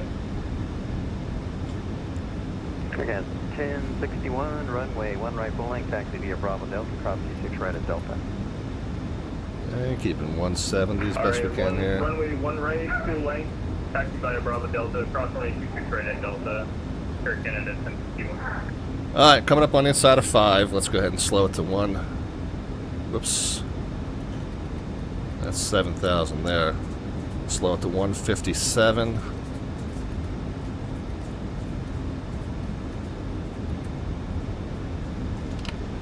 Landing flaps.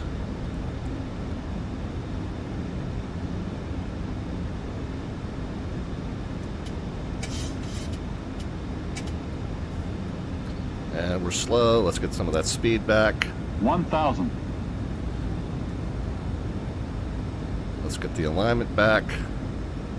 It's always where I'm weakest. That transition from 170 to V approach is always where I'm weakest. We're back. Okay, we're good. We got it dialed back in. Alright, last call for the landing rate predictions, friends.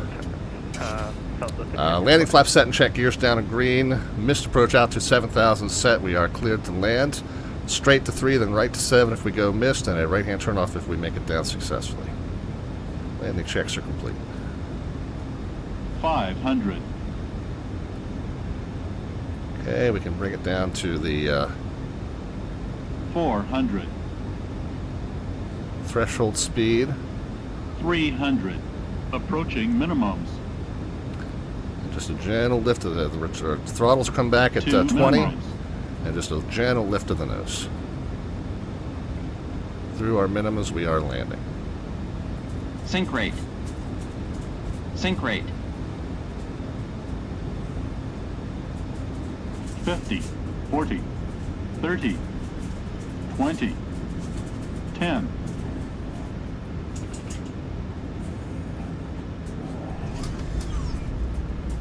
Uh-oh. Didn't even deploy the landing stats thing.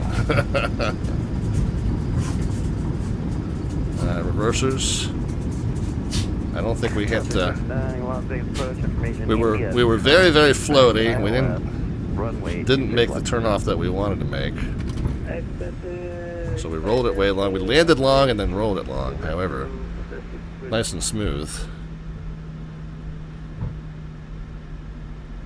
Six approach, Pack Coast 382, we're established short final, 1 left.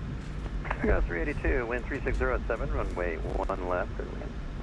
1 left, clear to land, Pack Coast 382. 1041, wind 3607, runway 26 left, clear to land. Traffic is landing on the crossing runway. He'll be clear of... So it looks like we got off at Mike, and we're going to... Sorry, copy traffic. Gate Charlie 23. Spoilers, flaps,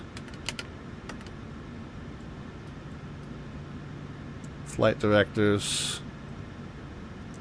South 514, welcome Las Vegas, cross runway 1 right on Mike. Taxi to Terminal 1, Bravo or Charlie Gates via Mike, Delta Golf. Alright, Mike, Delta Golf, and we're heading down to the Charlie Gate, Southwest 514. Oh, good.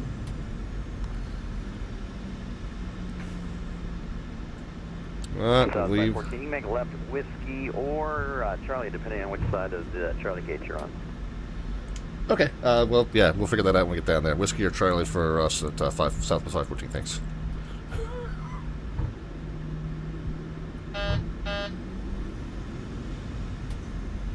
Yeah, that'll be Whiskey. Yeah, it'll be Whiskey. Copy, thanks.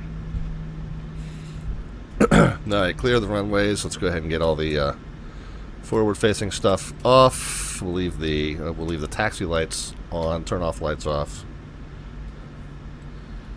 Okay, 1061, runway 1 right, line up and wait, traffic on a 1 mile final for the parallel.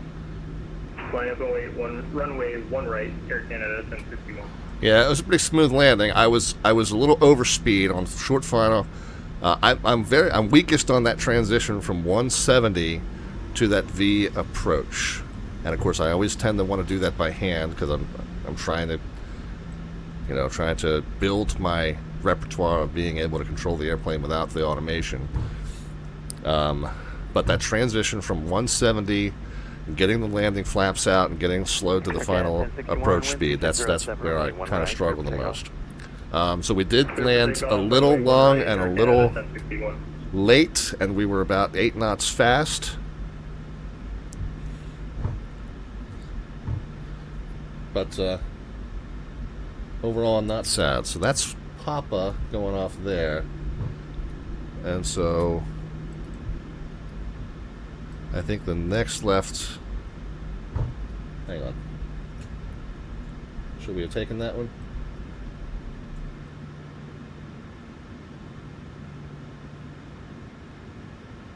Okay, yeah, we're not at golf yet. Kyle 382, going Atlantic or signature? Whatever the north FBO. Okay, that's Atlantic. Go ahead and make a right on hotel. Taxi north on hotel to Atlantic. Alright, north hotel to Atlantic. That goes 32. Alright, so we got 61 radar contact, down to. Air Canada 1061, passing 2,700. probe heats and windshield heats can come off.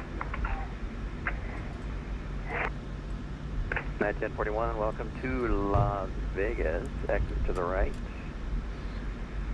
Crossing 26 right, Alpha 6 right on Bravo to Terminal Minimums 3, can be reset. So the next All right, left here, I think, will be golf. This is right, Alpha 3, Bravo to the terminal for 1041, thank you. It's Alpha 6, Bravo. Alpha 6, Bravo, thanks for 1041. Air Canada 1061, radar contact. So let's make sure we did everything on the taxi in. Flaps and spoilers, probe heats, windscreen. I don't think I did the continuous ignition. Can come back off. Probe and windscreen heat, continuous ignition, weather radar, terrain, flight directors, auto brake. Auto brake can be turned off. Las Vegas approach, good afternoon. Delta 1660 with India, descending via arrival. Delta 1660, Las Vegas approach, thanks for India. Minimum reset transponder. Lights. Oh, and these are the other lights we can do. Strobes can come off.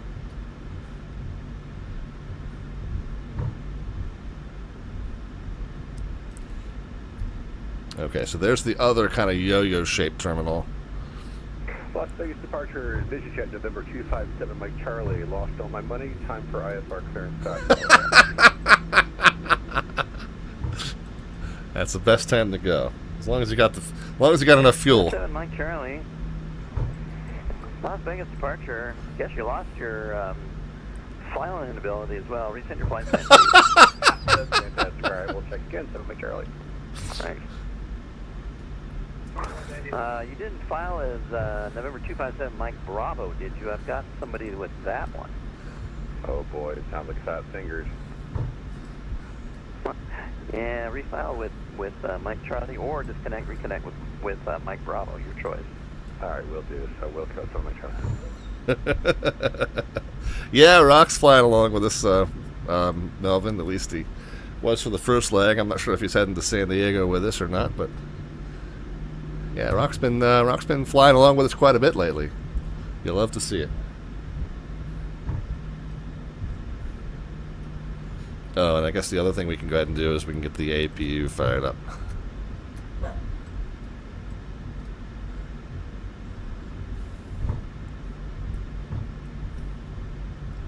So I had said Charlie 2-3. I think that's this one down here.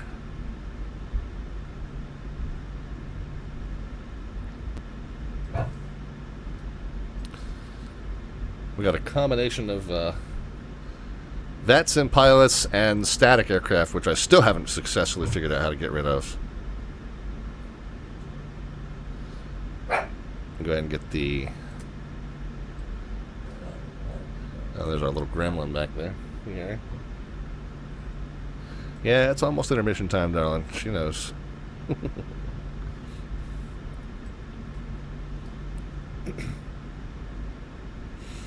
So this is, in fact, Charlie 2-3 that we're pulling up on. Contact Los Angeles Center, 126.525, see you later. 2652 for Air Canada, 1061, good day. Good day. South 639 at Preno, cleared ILS 26 left approach. The approach of 639. Del 1660 at Roman, cleared ILS 1 left approach. At Roman, cleared ILS 1 left approach, Delta 1660. Late Las Vegas approach, American 1889. And down via the routers for arrival. American 1889, Las Vegas approach information. India's current, expect ILS. Okay, did we get the parking brakes set? Let's double check. Yeah, we did. Alright, let's transfer electricity over to the APU. And air conditioning to the APU as well. And we can go ahead and shut the engines off now. Expect the ILS 1 left approach. And India's current. Roger, do you have any on board? And we'll expect 1 left approach for there. The fuel pumps can come off, except we'll leave the left inner one on. And Las Vegas departure, November 257, Mike Charlie. Electric hydro pumps off. 257, Mike Charlie, sent your pre-departure plans. Did you pick it up? We'll look now, so Mike Charlie. Go ahead and turn the packs off, just because we are about to Charlie, thanks. are about to connect the ground AC, so we took get the anti-collision lights off, wheel well lights on. Seatbelt signs off and chime off. Wheel chocks, ground power, ground AC. So we'll go to the menu, FS actions, ground services, chocks, request. Go back and we'll get the doors, just the front entry door, and all the cargo and equipment hatches open. Come down to the bottom, we can set the transponder back to 2000 and standby. Up top, we'll go ahead and switch on the ground power. Okay, since we've got electricity, we've got ground AC, we can now turn the ISO valve and the APU bleed off, and we can turn the APU and that final fuel pump off. Alright, well, we'll look at my predictions first, and then we'll see if we can come up with an answer in terms of who won the landing rate prediction. If I don't have a detection at all, I'm just going to go with the lowest. It was a nice squeaky landing. It was just a little long and floaty. So my predictions, first things first, in terms of the flight time and fuel. Now, we did get airborne about 8 minutes late, but I think we're down on time. We did give ourselves one little shortcut while we were under no air traffic control services, so that helped us out. Maybe a little tailwind helped us out. Expecting to be on block at 9:03 Eastern, and yeah, it's 9:07, so we were within that probably. And 14.2 is what we were expecting to have left in the tanks, for almost 14.3 really. And 13.9, so we're slightly over our fuel consumption estimates, and pretty much right on time, but only 375 pounds short. So we're going to call that a win for now, and if we have to adjust upward, adjust our consumption numbers slightly upward, we'll do that, but at least we're going to call that 1 for 1. All right, let's look and see. If I go to my landings, so is there legit nothing? Yeah, 3.6 was the last one it detected. You can see that this indeed was what we were running. I'm just going to close that and reopen it, but it legit did not register at all this particular landing. So I'm going to go ahead, because it was so floaty and buttery, I'm going to give it to whoever guessed the lowest, and it's just going to have to be as fair as we can do it today. So 181, 175, 125, and 95 were the guesses that we got. So say again, Jim. I don't know if it was probably around 95. It felt nice and smooth. So we'll give that to say again, Jim, and I think that's fair. You know, we don't have the stat to back it up, but I think he was in the ballpark of where we wound up. So we'll go ahead and give that to Jim at Las Vegas here on the 11th of March, and then we will get ready for leg 2. Stop landing so softly. Yeah, well, I don't normally do that in this plane, but today we sure did. Okay, let's go ahead and get our second leg filed, and let the controller start looking at it. Maybe we'll get a pre-departure clearance while we're away, but then we do need to take a little break for liquid recycling and a brief intermission. But let's go ahead and get the second leg filed. So let me go to flight plan. We found an existing flight plan. No, I'm just going to enter it straight new. No, we're not November 514 Delta Victor. We're Southwest 514. We're IFR. We're a B738. Medium S, B, D, F, G, H, I, R, W, Y. Transponders an L. Departures K, L, A, S. Off block, we're going to do 0135, so that's 25 minutes from now. Yeah, we can definitely make that work. 26,000 feet, fairly short flight, 480 knots down to KSAN with the alternate of LAX. En route time 0047, 0231. One, I said, left in the tanks. And fairly straightforward route here. Raider 2 to level, and then level to the Lucky 1. B1, C1, D1, S2, and T1 is our codes. Performance is a Charlie. And then, as always, Twitch twitch.tv/slant alpha adventures. Think. There we go.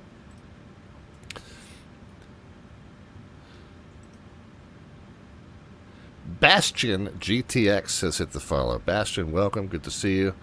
Welcome aboard Southwest Airlines Flight 514. We'll do the full... Okay, we just got our pre-departure clearance. Yep, so they didn't change anything. 260. So 4771.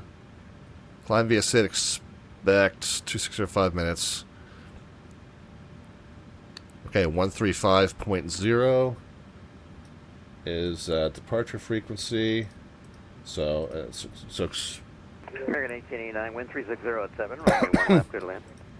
Clear to land 1 left for American 1889. so just to put everything into my flow spreadsheet, let's go ahead and just get the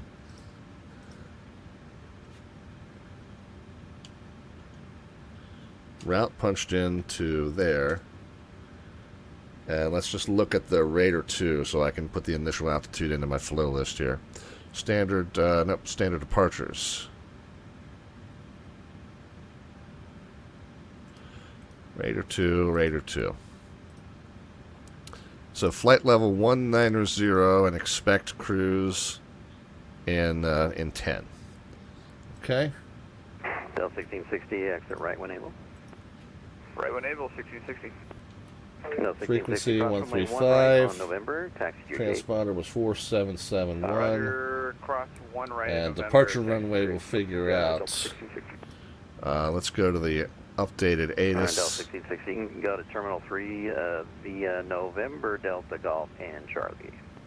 November, Delta, Golf, and Charlie. Terminal 3. Departing Delta 1 1660. right, full length, and 1 left at Bravo. So we'll assume it's going to be 1 right. 39, welcome to Las Vegas. Are you parking on the Bravo? Does it make a difference? Bravo and the Charlie gate, so that's 69 and Bravo 16 gate. Alright, so that was 639. Go ahead and cross runway 26 right, Alpha 7. Oh, right there on was a first Bravo page of that to I the didn't even Charlie see. gate. Thanks for flying. Cross 260 right and the Charlie gate, Bravo 1 side. Oh, you said Okay. you're going to the So Bravo whether gate. it's 1 Go left ahead or and 1 cross, right, it's the same 26 exact right, thing. Alpha So I won't 7. worry about that. We'll just assume it's 1 right. But Continue if it changes, north it on doesn't Zulu, change make a right on anything whiskey for into your us. gate, into the Bravo gate.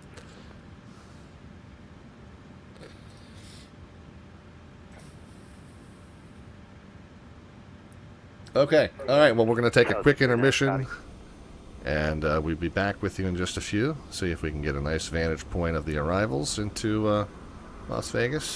Crossing 260 right, the Alpha 7, go in the Bravo 5. No, taxing, once you All right. cross the runway, We'll be back in just a go few moments, north on and Zulu, leg make number a 2 right coming on up whiskey, and then in taxi into just a bit. Terminal 1, Thanks for your Bravo patience. We'll be back with you live from Studio 5, just outside of Ocean City, Maryland. In the sim, we're here at Las Vegas, Nevada. Del Flying the 1660, PMDG you're supposed to go off 737. now, Zulu, make We're that going to head next down to left San wing, Diego left in on just a whiskey, few. then make Sit a tight. right Lots on of Golf. flying left to do. We'll see you in a few. Roger, next left, and then right on Golf, Delta 1660.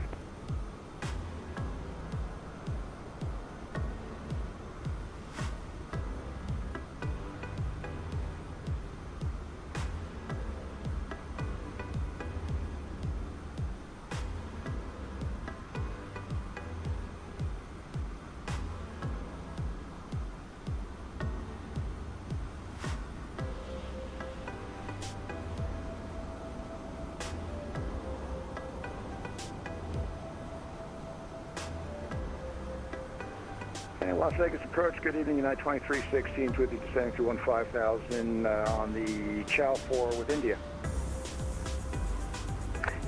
Did 2316 Las Vegas approach. Thanks for India. Juliet's going to be coming up shortly, so keep your eye out for that. Expect the ILS 26 left approach. All right, well, watch out for Juliet and expecting ILS 26 left, United 2316, thanks. On version 155 Mike with you, flight level 170, attended by the Chow 4 arrival. And just confirm the transition level, sorry. Version 155 Mike, heavy Las Vegas approach. Information, India is currently up. Juliet will be coming up here shortly. Continue your descent, chow for arrival, 26 left transition.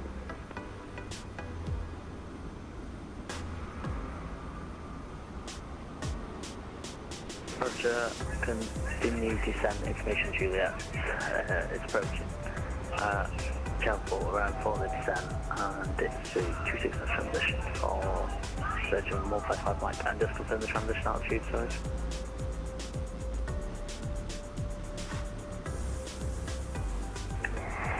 155 Mike, you'll be crossing Preno at 8,000. Roger, thank you. Seriously, Fox Alpha 7 Zulu and the Whiskey, Gate Bravo, confirm.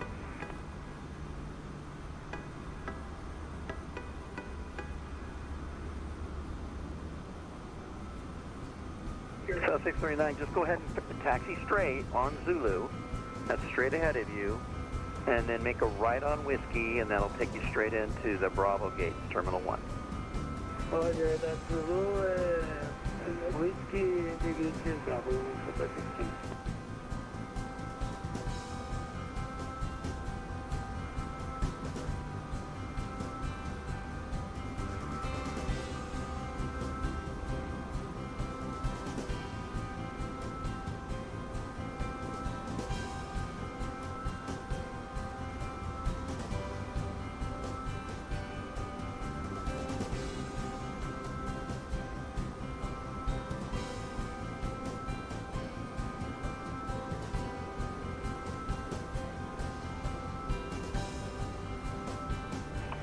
American 1889 cross 1 right. American 1889, welcome to Las Vegas, cross runway 1 right. Taxi to Terminal 3 via Delta Golf and Charlie. Delta Golf and Charlie for American 1889 local.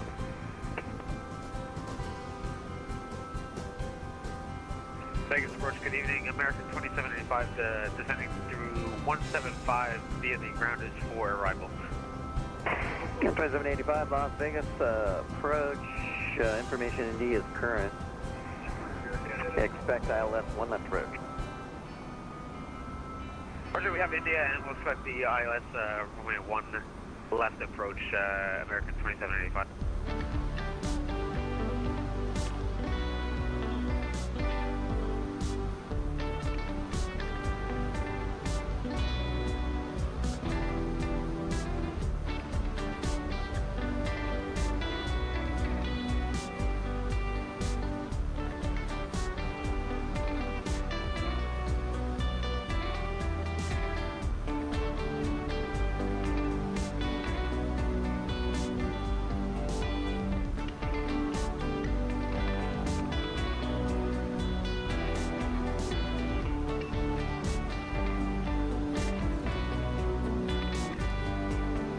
Visual address at Las Vegas, information Juliet now popped up, Alpha Crew 3026.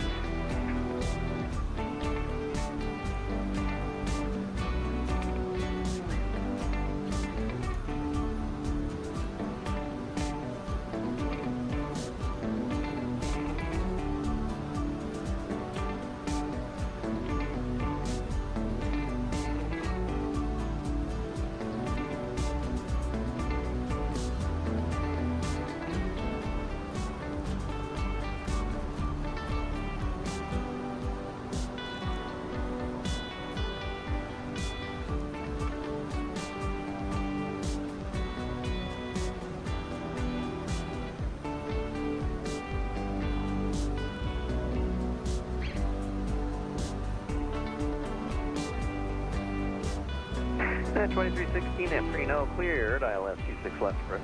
Icon ILS 26 left from Preno, United 2316.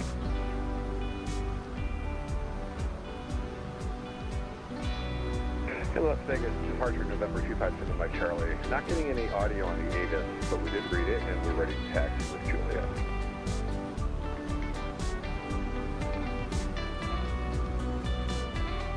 Is that Mike Charlie? Okay, I'll go ahead and reset it. I'm not surprised. Taxi runway 1 left via Hotel Bravo. 1 left, intersection Bravo, taxi via Hotel Bravo. One left intersection, Bravo Hotel. Okie doke, we're back with you. Thanks for your patience as we get underway for leg number 2 here. We're at Las Vegas, and we're heading down to San Diego. We're in the PMDG 737-800 series for Flight Sim 2024. And we are in, we've also got the Boris Audio Works sound pack for this aircraft, which is a fantastic add-on. Mike, Charlie, can switch On the over VATSIM network, we've got air traffic control services here at Las Vegas Approach. We've also got LA Center. May or may not have additional services online as we get down closer to San Diego. Looks like we do have SoCal Approach currently on. Fingers crossed that we will continue to. It looks like we've got some local, got a tower on the ground at San Diego as well. So good amount of VATSIM air traffic control on a random Wednesday for us. So fingers crossed that we'll keep as much of it as we can here. All right, let's get underway. We're going to try and be off block by about 13 minutes from now. So we'll see how close we can get to that. Back to the top of the flow list. We've retrieved, let's see if we've got an updated METAR or whether it's the same, still information India. Nope, it's updated to Juliet now. 3026 is still correct though. Landing, okay, departing runway full. Runway one right full length and one left at Bravo. So again, we're going to be departing on the ones. One left of American 2785. Nothing else has really changed. Comm radios are already set, so we're on the departure frequency 135.0. That's also going to be our ground and our tower controller, so we're already good to go there. Altimeter 3026 is already set because that's the same as it was when we came in. Let's go ahead and get the flight management computer set for our... Okay, I'll monitor it, see how it's doing. Thanks for the heads up, though. For our route here, KLAS to KSAN. 155 Mike at Preno, cleared ILS, 26 left approach, number 2. Roger, at Preno, cleared ILS, 26 left the departure and arrival, we're going to depart off of, we're just going to say one right. It doesn't, if it changes to one left, it doesn't matter, it doesn't change the route at all. It is the I'm going to go ahead and recycle Raider 2 to level. We'll put that into the routes. Then it's San Diego. We're just going to assume the Loc 27. That's the correct approach. 9,999 times out of 10,000. So we'll go to departures and arrivals. Arrival. It's the Lucky 1. Also off of level, right? And the Loc 27 approach. The only question I have is then, is that from Lindy? Well, let's look. 155 Mike, copy. You're clear for the approach.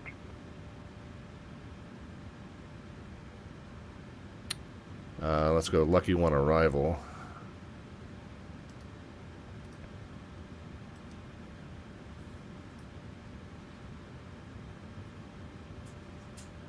And then I guess we'll just pull up the airport diagram just to have it. We got everything else. We might as well just load them all up. So the Lucky 1 arrival.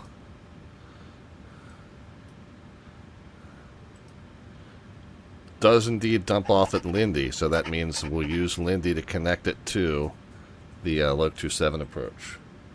So, yep, that is indeed the transition we want. And so we'll put that in the route, we'll activate and execute. Recycle the ATIS, so hopefully it'll work now. Cost index 74, because why not? Reserves 6.1 with an alternate of Los Angeles. Zero fuel weight, we'll double click and it'll calculate for us. And I think we said 26,000.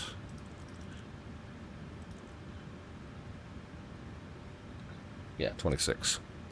So we'll execute that.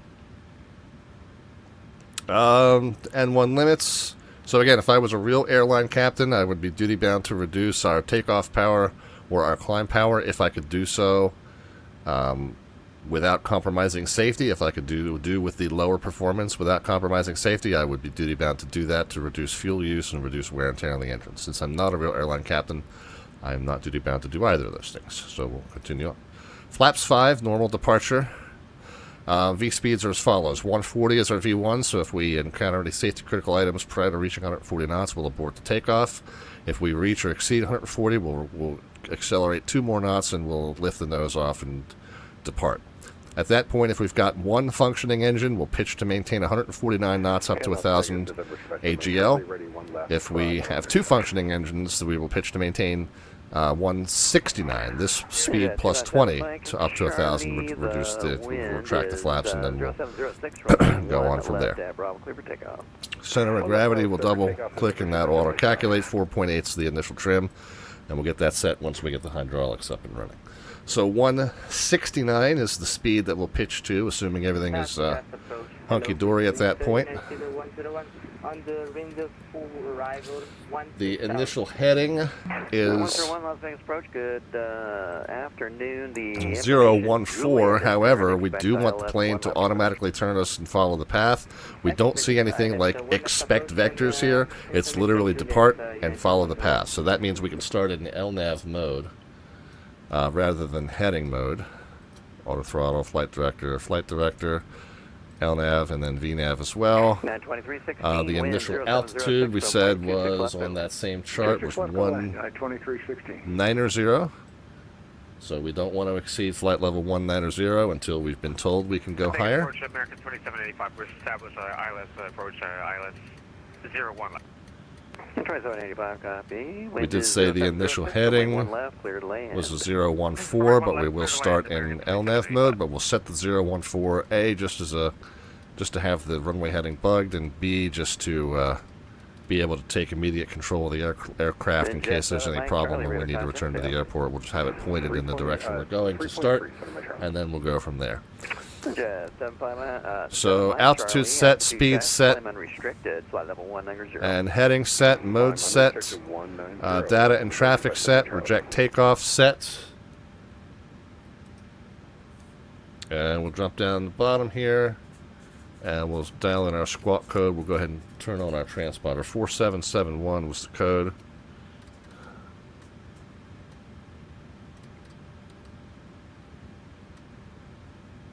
And there we are. Alright, we were trying to push it 7 minutes from now. We're doing good, because we're going to go ahead and close all the doors now. So, back to the menu we go. About 11 minutes, information, Juliet, taxi 1, right? Close. Next page. Close, close, close. Previous page is going to say, yeah, I don't. Runway, 1 right full length taxi via Bravo. Arming and disarming. That's done by the cabin attendants. That's not done by the captain and first officer. So nice that they have those functions here for those of you who want to get that involved. But really, the captain wouldn't have anything to do with the arming and disarming of the doors.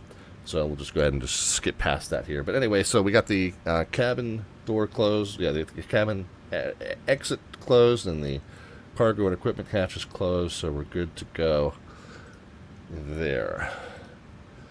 Up top, we can get the fasten seatbelt signs on.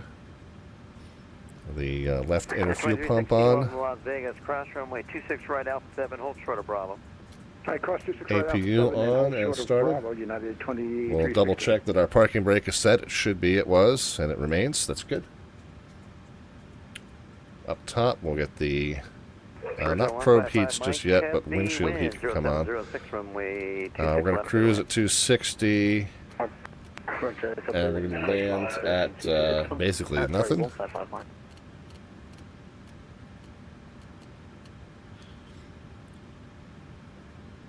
And then we're going to wait for the APU's temperatures peaking there, should be settling back in, and it looks like it's starting to. Iowa Scotsman has checked in.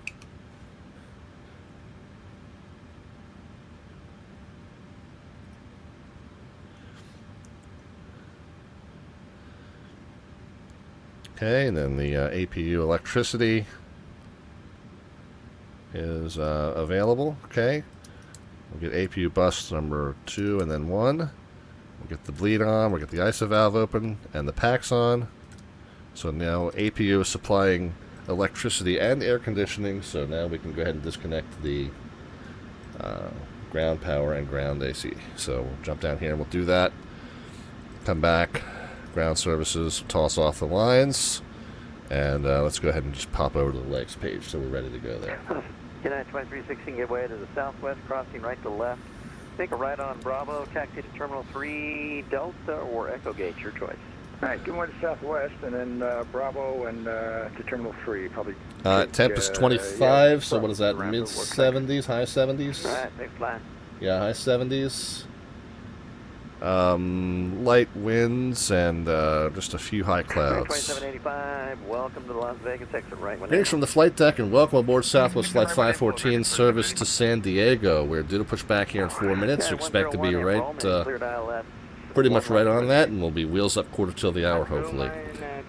Flight time once we're airborne is 47 minutes down to San Diego, and we'll be cruising at 26,000 feet for you. The weather here at our origin is in the high 70s with very light winds and just a few clouds, and it's high pressure, stable air.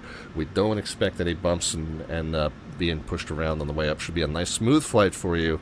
Up to cruise and then down to San Diego. So, beautiful day to fly. We're glad that you're joining us for it on Southwest Airlines Flight 514 service to San Diego. The FAA doesn't have RAM control at Las Vegas. I was telling you about that earlier. There you go. Up top, we can get the anti-collision lights on, wheel well lights off. The igniter, since we're going westbound, we'll go ahead and switch that to the left. We'll get the rest of the fuel pumps on. Nothing in the center tanks. We can leave the center ones off. Hydraulic pumps can come on. And we'll go ahead and get our pushback set up, and then we actually can just go ahead and get underway with it. We are up here on the top end of Charlie. We expect we're coming down to Bravo to taxi out. 26 right, Alpha 8, right off Bravo to Terminal 3 Echo Gate, International Terminal. So I'll push back and then face to the right here. Apologies, you're going to have to say that again. I was a bit watching on the landing. Alright, why don't you buy a bike, make the next right. Cross 26 right, Alpha 8, right off Bravo to Terminal 3 Echo Gates, International Gates. Roger, Mike, cross runway 26. Okay, parking brake released. Oh. Charlie 3054, runway 1 right, line up and wait. Hold released. 1 right, line up and wait, 3054. And we are rolling. Okay, good. We'll hop up top on the right side. We'll get the pack off. Get the ground start on. Guess I should check behind me, really. Wind 0706, runway 1 left, clear to land. Nobody else pushing, so we're good. We get about 20% in. 257 Mike Charlie, contact Los Angeles Center. And we'll go ahead and pull fuel in. Enjoy your flight. 2662 November 257 Mike Charlie. Good night.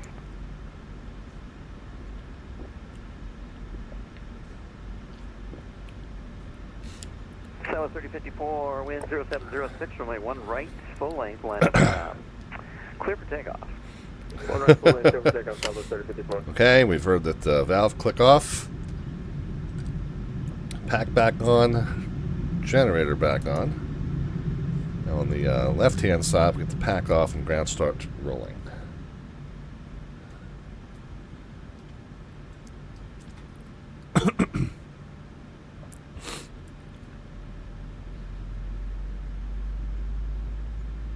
Okay. Bring the fuel in, pushback's done, parking brake on. Yep, okay, we're done with that.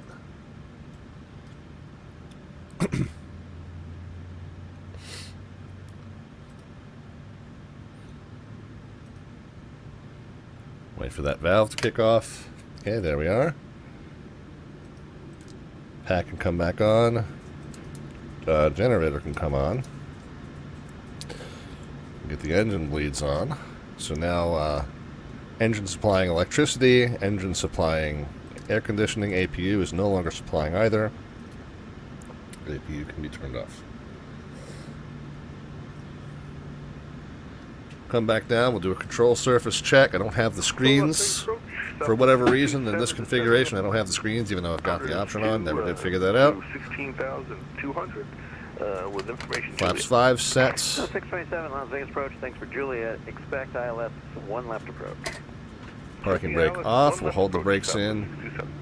Configuration passed, even though flaps are not out yet at flaps 5. Configuration probably shouldn't pass until the flaps actually are sitting at flaps 5, which is what we selected. But now the configuration now would pass, and we are good to go. So control surface check, takeoff flaps set, takeoff trim set. What did we say it was? 4.8 something. Let's go to.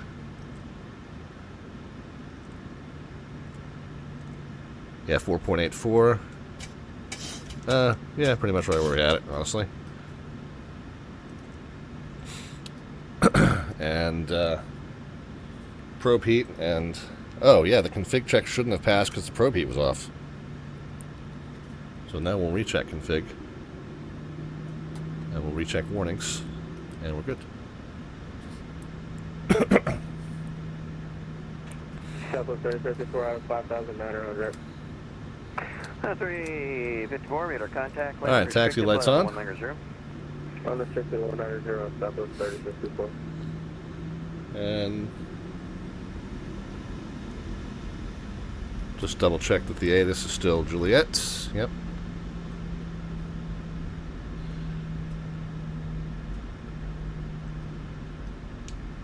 Las Vegas approach, Southwest 514, information Juliet coming off the Charlie gates.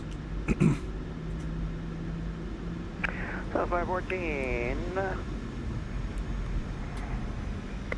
Las Vegas departure, good afternoon. Runway 1 right, full length, taxi via Bravo Delta, cross 26 right at Delta. Okay, so it'll be 1 right, full length. We'll taxi via Bravo Delta, cross runway 26 right at Delta, Southwest 514. Vegas approach, FedEx 430 heavy, spot 50 with Juliet ready to taxi. FedEx 430 heavy, Las Vegas departure. Only 1 right, full length, taxi via Romeo, Alpha 2. So Bravo, Delta. Alpha, Delta, cross runway 26 right. 1 right, full length via Romeo, Alpha 2. So the first right here will be Charlie. 26 right on Alpha 2, FedEx 430. The second right here would be Bravo.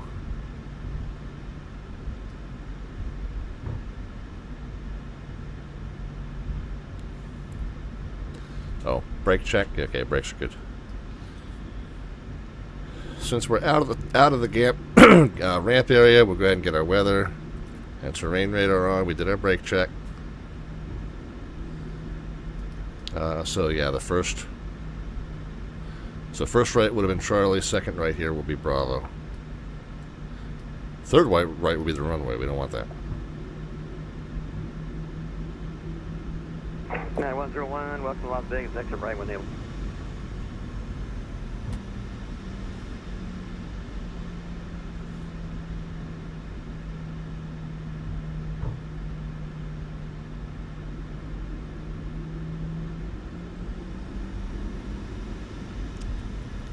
Alright, so we'll make the left on Delta, which looks like it's about 4-5 down. It's actually the last left before we get to the runway.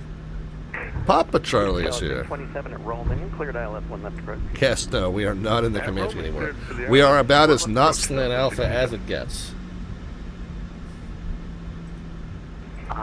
Surgeon 155 Mike, we appear to be in a bit of a situation with Air Canada. Sure, 155 Mike, say again. Minimum departure fuel 11.2. And we got 13.7. We're good. That's fine. There's 3 taxiways. Just use the first taxiway that goes off to the diagonal to your right, and then you'll be able to pass that aircraft. Roger. I didn't know how long the size was the first time here. 35 is... Okay, well, yeah. 35 is set. It's a really big ramp. That's why you're able to taxi past each other. So TARA, cabin crew, continuous ignition and lights. 200, the Raptors 4. Community Patrol says have a good flight. Thank you very kindly. Good to see you here. Las Vegas approach, thanks for Juliet. Expect ILS 1 left approach. ILS 1 left approach. American 2784. So where are we? Canada 79 ready for taxi 180 right. Alpha 7.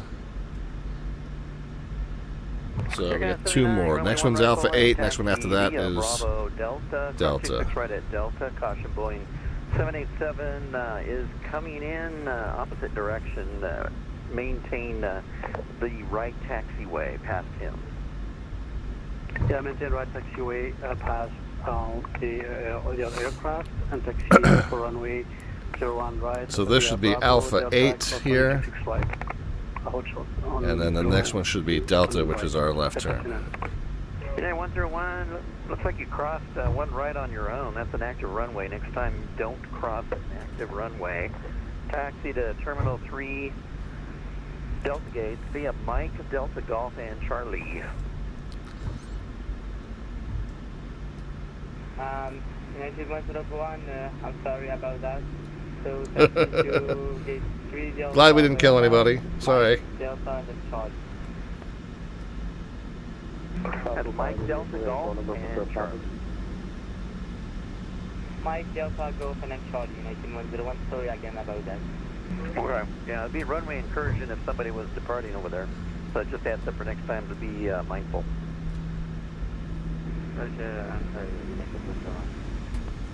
Yeah, nope. No worries. Wind 0706, runway 1 left. Clear to Didn't kill anybody this time, so we're good. 1 left, Southwest 627. We just have some paperwork to do. Roma and cleared ILS 1 left approach. At Roma and cleared ILS 1 left approach. Coming up on the whole short, we'll go ahead and turn the taxi light off. 54, contact Los Angeles 126.525. Looks like we're going to be number 1, so we'll go ahead and alert the cabin crew. And we'll give a few minutes, and then we'll suggest that they would say in a moment or two that the cabin's secured and they're ready to go. Thanks for Juliet, runway 1 left at Bravo, taxi via Hotel Bravo. And then the transponder to TA and RA. Hotel Bravo, 4 flight 902. That was 514, wind 070 at 6, runway 1 right, full length, clear for takeoff. Clear for takeoff, 1 right, full length, that's with 514. Okay, so ordinarily you'd spool up the engines to about 40%, and then you engage toga, but then when I pull my throttles back down it tends to kick them off, so I just skip that step. But we'll just say that we've done that, and then we'll just head into toga mode. Forward facing lights are on. Oh, let's get the strobes on as well. Alright, engine spooled up, everything good, no warnings, no vibrations, toga coming. We'll get a little bit of forward pressure on the yoke, pin the nose wheel down.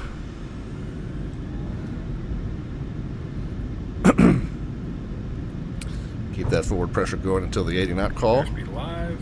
I see it. 80 knots. There's 80. Okay, we're steering by rudder and not nose wheel now, so we're good.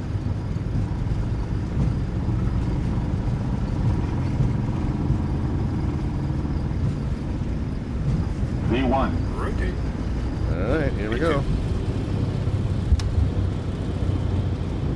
Buzz free. Gear coming up.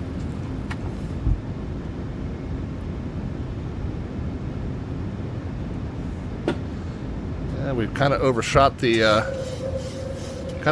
purple bug there. We want to keep that speed until the 1,000 foot level.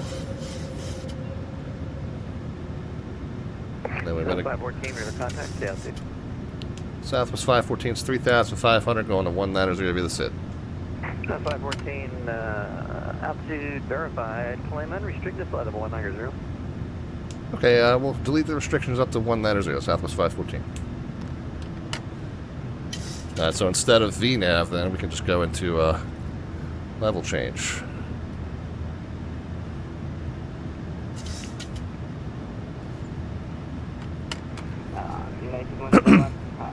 Again, I'm sorry. I don't know what to do. Can I turn left? How to go? 9101, yeah, you're still fine. Go ahead and,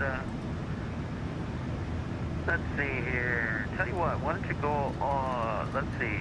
And unrestricted, we'll say unrestricted includes, he says unrestricted, that includes the speeds too, so. Rejoin Golf from that point. Community patrol, so I'll tell you what, my all-time favorite's the Douglas DC-3. No worries, I am not currently flying a DC-3 on the stream right now. My 4 that I'm flying now are the A2A Simulations Piper Comanche, the FlySimWare Lear 35, the Just Flight BAE 146, and this aircraft. And all 4 of them are fantastic planes. we are airborne. We can go ahead and do some post-takeoff stuff. We'll turn off the continuous ignition. We'll depressurize gear and cancel the auto brake. Everyone, see what's your request. We are aircraft type Foxtrot 22. We'd like VFR departure to the north to possibly do some operations in the MOA and then head back to NOAA.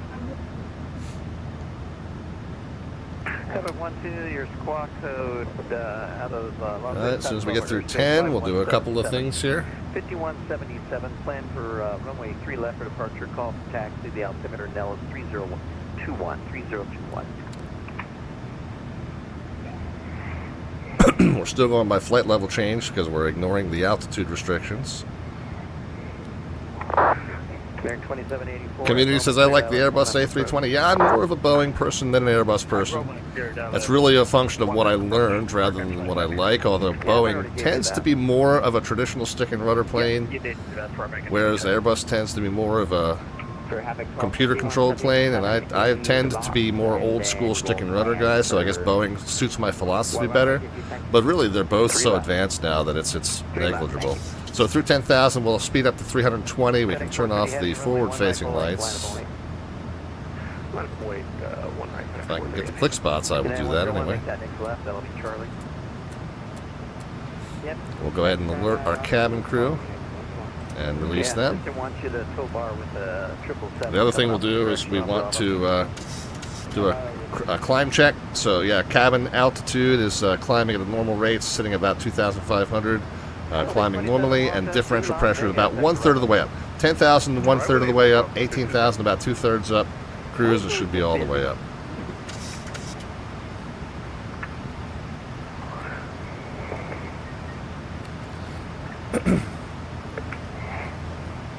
So all good so far.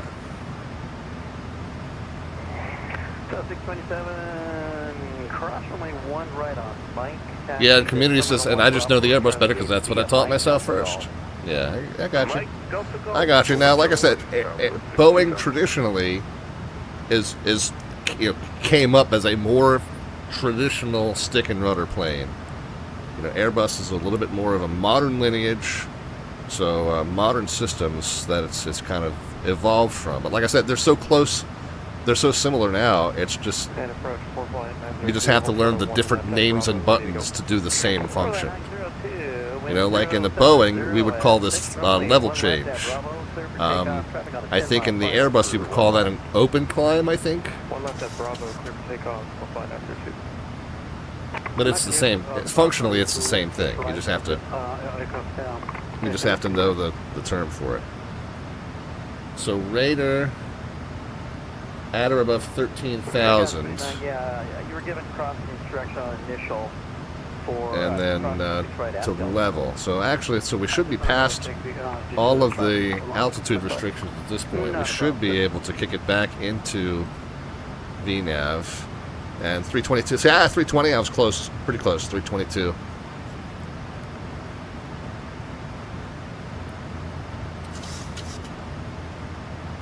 And then we're coming up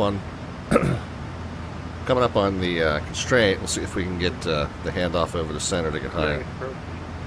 Southwest 3366, descending to 220 on the Browners transition for 01 left. 3366, Las Vegas approach. Welcome. Information, Juliet is current. Expect ILS 1 approach. Okay, good evening, Dan. We got you in on board. Thank you for that. Hope you're having a good night. I am. You've made it before I had to leave. You've made it a good night.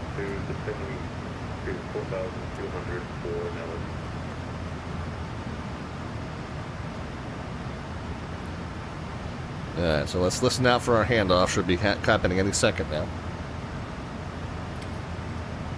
By the way, guys, don't forget our Slant Artwork Adventure is happening as well. Our Slant Artwork Adventure channel activity where we essentially design the thumbnail for when I upload this to YouTube later. I start the image off with a 1-sentence description into ChatGPT, and then when I show it to you, you guys want to add to that image or modify that image somehow, And cash in 500 of the Twitch channel points, aka the alphabets points, at the bottom of the chat panel. And then you can tell me how you would like to add to that image or modify that image. While I'm talking, I'm switching over the altimeters to our standard setting. Our slant artwork adventure tonight has me standing in front of the Bellagio with a nice lightning strike on top of what I think is Caesar's over there. If you want to add to that image or modify that image, just hit me up with 500 of those Twitch channel points. Just click on the bottom of the chat panel. You want to click on that little button next to the alphabet serial icon. Tells you how many of those you have. You can cash in 500 of those, and then let me know what you'd like to do to add to that image or modify that image.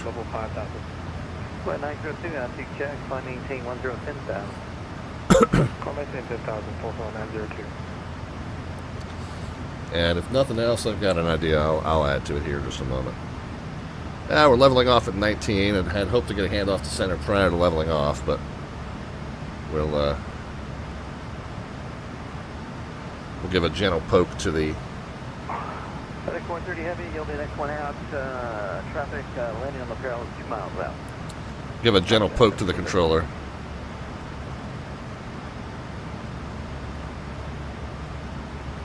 Number 2, descend and maintain. He's got to give descent instructions to the arrivals, and he's probably focused on that right now, so I'm going to give him a minute. 514, contact log, center 126.525. 2652, Southwest 514, we'll see. What was that small center? Southwest 40. Figured it was coming close. Albuquerque Center's offline. Rate service coming. Protection for... He's not responding. This is Southwest 4052. For Southwest 482.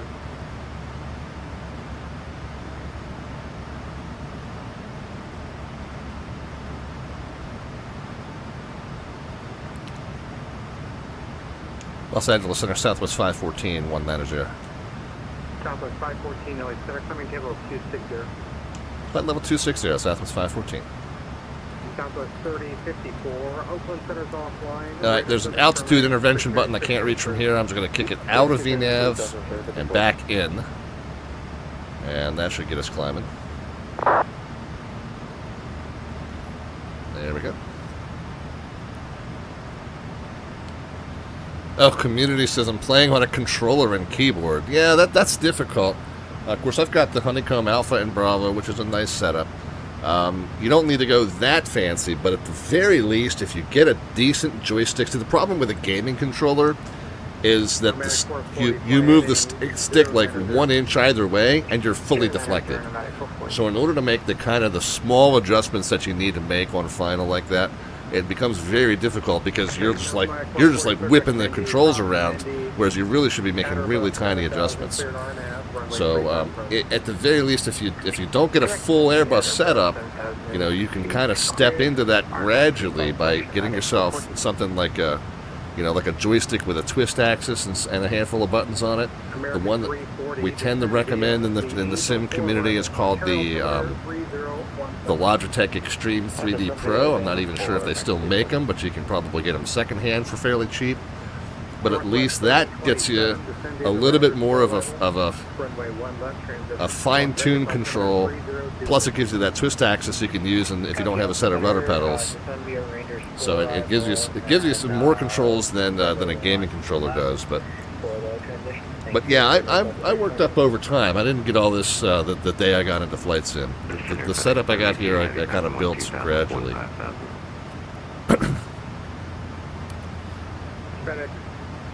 But yeah, the gaming controller can be kind of difficult because it's such a tiny little stick that you move just a little bit and you're like halfway deflected. So it can be tough.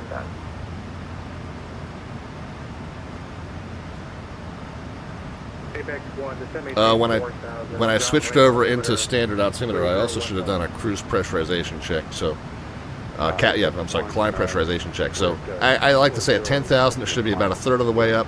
18 it should be about 2/3 of the way up, and so that's looking good. Once we get up to cruise, that should be all the way up to the red marks, and it looks like we're looking good. Cabin altitude sitting at about 3,500 and climbing at a normal rate. And again, that's the perceived altitude based on the air density in the cabin. So all that's looking good. All that's looking like it's supposed to. And when we get up to cruise, we'll verify that it's still within the normal differential. And it looks like we're almost at cruise anyway. We only got 2,000 to go. 7 Mike Charlie, descend via the Angel 4 arrival. Altimeter 3017.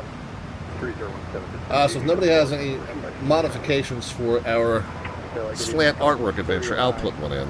With the 310, we're east-northeast of Avenel, about 20 miles. Southwest 3009 LA Center, ready to contact. Descend to the Rocker 3 arrival. Burbank, altimeter 3018. Rocker 3018, Southwest 3009. Thanks. Alright, so we'll check out the slant artwork adventure here in just a moment.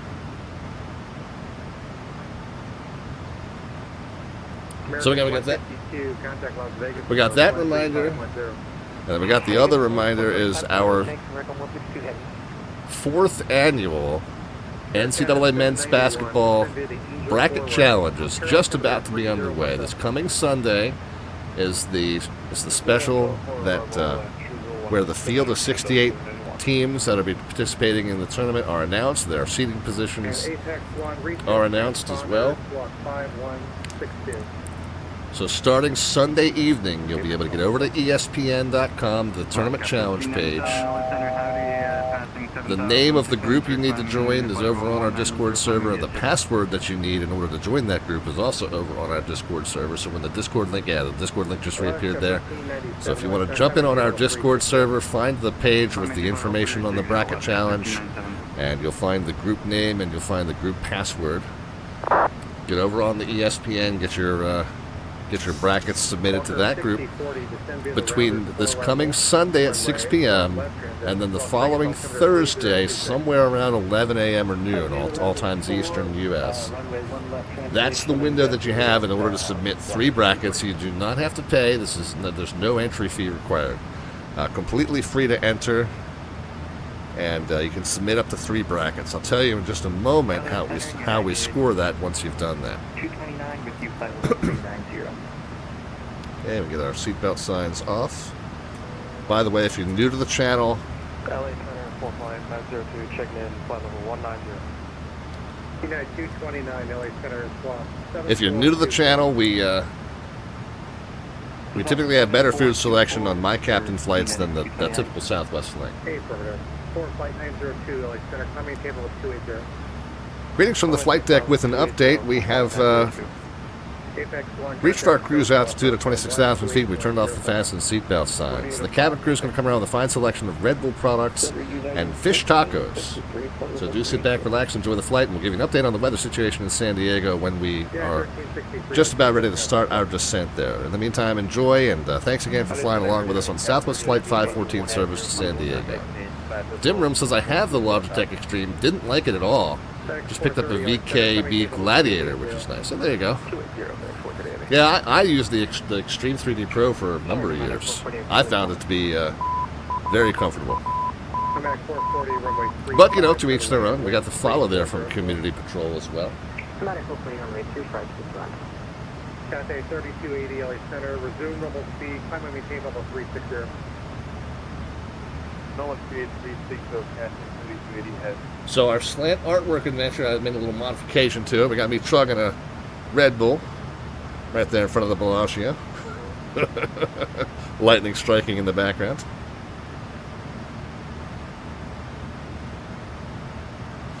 Northwest 3027, maintain 250 knots for spacing. Maintain 250 knots for spacing, Northwest 30. Anyway, sorry, we were talking a moment ago about the men's basketball tournament bracket challenge. And by the way, if you've never done a March Madness pool before, don't worry. Number one, there's no fee to buy in, right? You can jump in on it without having to pay. Descended the Lucky One rival, Lindbergh altimeter 3019er, more than an hour old. Okay, 3019er and the Lucky One arrival, Southwest 514. Because we don't need that anymore, we don't need that anymore, we don't need that anymore. Descend via the Lucky One arrival gets us down to 5,000 feet. So we are now cleared down to 5,000 as long as we hit the restrictions on the way. So we'll go ahead and let our FMC know that, no problem. LA Center, November, Tree Whiskey is at 6,000. There we are. About 50 miles west of El Centro VOR. And he said 3019, I believe is what he said. Whiskey, LA Center, Imperial altimeter 3013. Yeah, Iowa says I started with the Extreme 3D Pro. Also, didn't really have any complaints about it, but then upgraded to that same one, that VKB Gladiator. I'm not familiar with that product, but they've got 2 endorsements for it right there.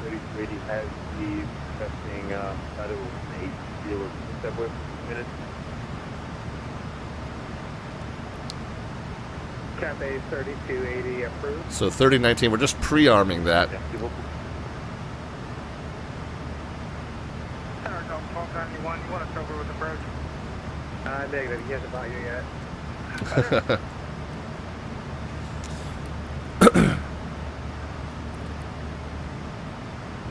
The Thrustmaster TCA, yeah, that'd be a nice setup there. I mean, opinions in the chat may differ, but I think most would say that'd be a pretty nice setup. Anyway, so we were talking about the men's basketball bracket challenge. So you get over to ESPN.com, you join the group that the group name and the password is in our Discord server, but you get over to ESPN.com, join that group, submit up to 3 brackets. Of course, you can't submit the brackets until Sunday night when the seeding is announced. But once you do that, and you've got until Thursday mid to late morning to do that, so you got a pretty narrow window of a few days to get your brackets submitted. And again, even if you know nothing about basketball, if you just pick the higher seed most of the time, you'll be competitive. Nope, the experts all think they know who's going to upset who, but if you usually pick the higher seed, you'll normally do pretty well for the most part. So you can enjoy this even if you've never done one before. It's fine. Anyway, so as the tournament, once the tournament starts, you got the 4 play-in games that take the field from 68 to 64. Ignore those. Once the field of 64 starts playing, that's when the brackets are locked. You can't do anything else to them. At that point, you get 6 rounds of the tournament. I'll keep you guys updated as to how the tournament's going. I'll keep you guys updated as to how our contest is going. Once the national championship game is done, here's what we do. Each person that has brackets in, your one best bracket will count. You don't have to nominate which bracket you want to count. I will automatically count your best out of your 3. Your one best bracket counts. The top 3 will then get prizes of 50, 25, and 15, and that's in terms of dollars for a gift card to Amazon.com or Xplane.org store. It's in terms of pounds, in terms of a gift card to SimMarket.com, and it's your choice as to which one you want. Okay, the prizes are 50, 25, and 15. However, I also put brackets in, and if you're one of the top 3 and your best bracket beats my best bracket, I'm going to double your prize. So the prizes could be, if I finish 4th or worse, the top prizes then become 100, 50, and 30 in terms of the amounts, dollars or pounds, for Amazon.com or Xplane.org store or SimMarket.com. And again, this is absolutely free to enter. This is funded completely by our subscriptions, our gift subs, our donations, and our cheer bits. So if you happen to win at the end, you can thank the kind folks who subscribe to the channel, who hand out gift subs, who provide donations, and who provide those cheer bits. Completely free to enter. And again, the bracket submissions have to happen between next Sunday night, Eastern Time, U.S. Eastern Time, and next Thursday, week from tomorrow afternoon, or I'm sorry, late morning, or noon, on Thursday a week from tomorrow. So that window is very narrow, and that's why I'm kind of hammering the point home, because I don't want anybody to miss out. If you want to get in on that tournament, after the selections are announced Sunday evening. You've only got about 3.5 days to get those picks in.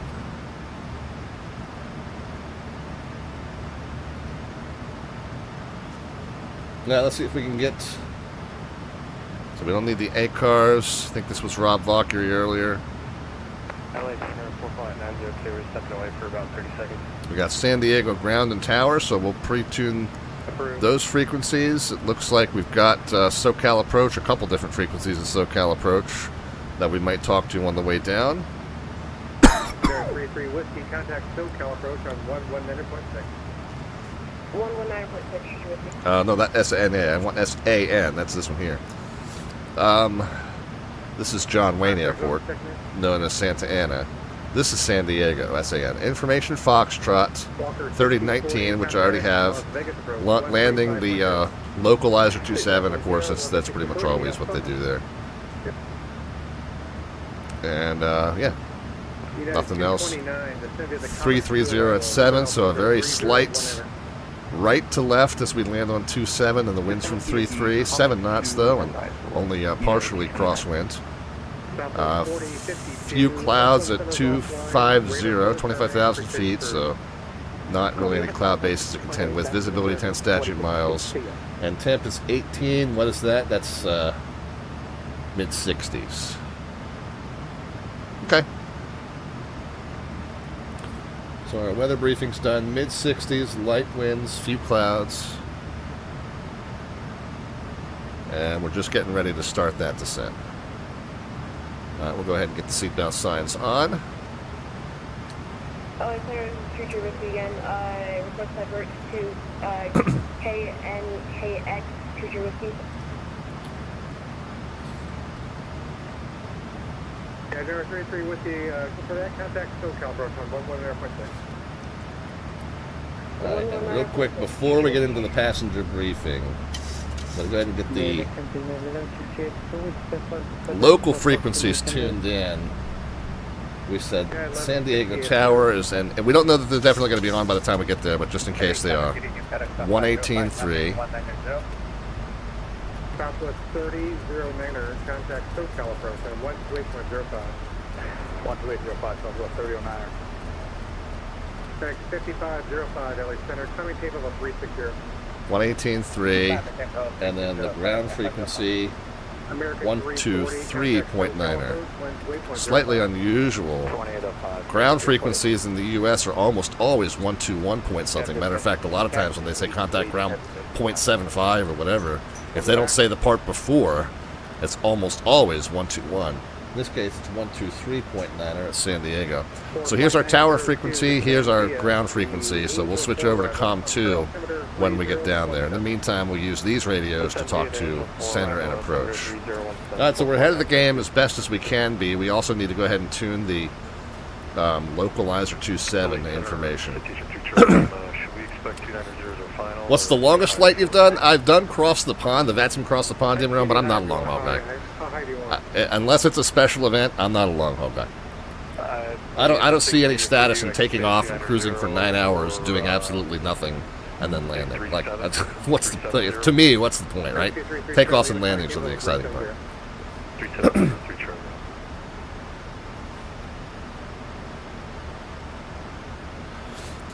Greetings from the flight deck with an update. We've just started our descent into San Diego, so we've turned on the fasten seatbelt signs and asked that you return to your seats and fasten your seatbelts. The cabin crew is going to come around one final time to collect trash, take care of any last-minute needs. And the weather at our destination is in the mid-60s with very light winds and just a few clouds. We expect to be on the ground in about 20 to 25 minutes. Thanks again for flying along with us on Southwest Flight's 514 service to San Diego. All right, let's go ahead and get the Localizer to 27 ready to go. So 110.9 and 275 is our frequency and course. 19.6, Southwest 514. It's 275. Lucky 1 arrival, Lindbergh altimeter 3019. Captain on the Lucky 1, 3019, yeah, altimeter effects, 430.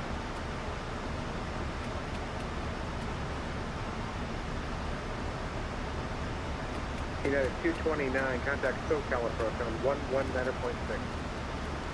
119.6, United 229, connect.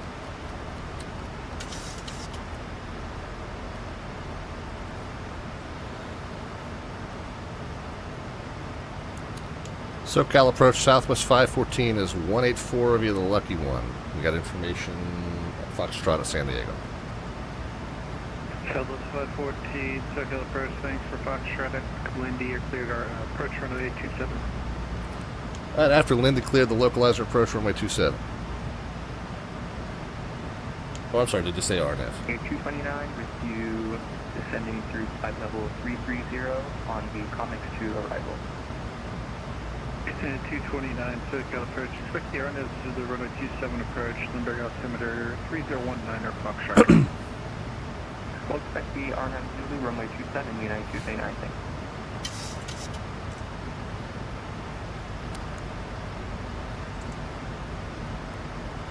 Alright, so he did say the RNF. 7, confirm climbing via the SID. He did say RNAV Zulu 27, so now we got to change that. It's pretty much the same thing. Arrival RNAV Zulu 27 from Lindy. Execute. 6026 flight at Route. contact approach 128.05. Covered as SoCal departure 28.05, Coast Guard 6026, cancel everybody. So it's pretty much the same, but technically speaking could have different minimums, so we are going to have to look at that one. San Diego RNAV Zulu 27. And approach Southwest 514, just to clarify, we heard that it's the RNAV Zulu 27, not the localizer, so just verifying that with you.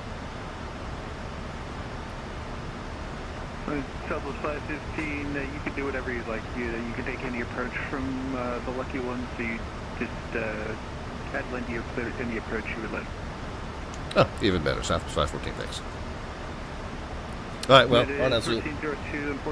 RNAV Zulu works for us, so we'll do that. Minimums is 624.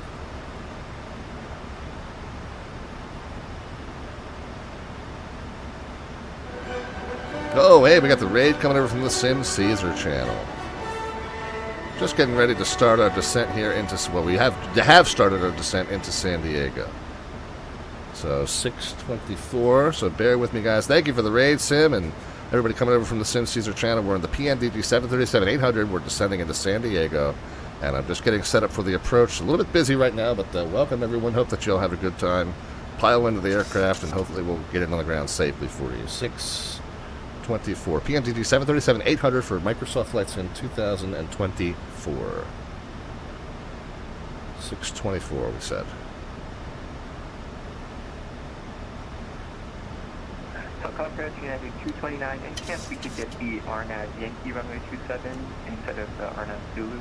Okay, so 229, give that to you, but I'm going to have to radar back to you around to the east of the field so you can actually 229. We're coming up on 10. We'll just do this a little bit early because it's a little bit busy of arrival, so we get all the. Whoops. No, we don't need the APU on yet. Don't need the APU yet. Don't need the APU on yet. Forward-facing lights. We'll go ahead and alert the cabin crew. We'll wait. Yeah, right. Yeah, I'm not busy. Not busy at all. Anyway, so we got the cabin crew. Did they report back yet? Okay, yeah. Cabin secure. Okay, good. And we got the forward-facing lights on. Let's do a full approach briefing now. The RNAV Zulu runway 27 approach. So approach frequency and course no longer applicable. Missed approach frequency and course no longer applicable. Missed approach altitude, if we happen to go missed, it is straight ahead to 2,500. So we'll set 2,500 on short final, and we'll know that it is basically straight ahead. FMC, we want to make sure we're 2,500 to the point Sarges, Yep, so 2500 at Sarges, that's good. All the intermediate points are in there and correct. Let's take runway 27 and copy that into the fixed page with a 4-mile and a 10-mile ring. 10-mile ring is when we need to be starting to configure for arrival, and then the 4-mile ring is when we need to be fully configured for arrival. Let's go ahead and get a V-speed set. So init ref, we're going to do a flaps 30 landing at 149 as our ref speed. So our approach speed will be 5 knots above that, so 154 is our approach speed.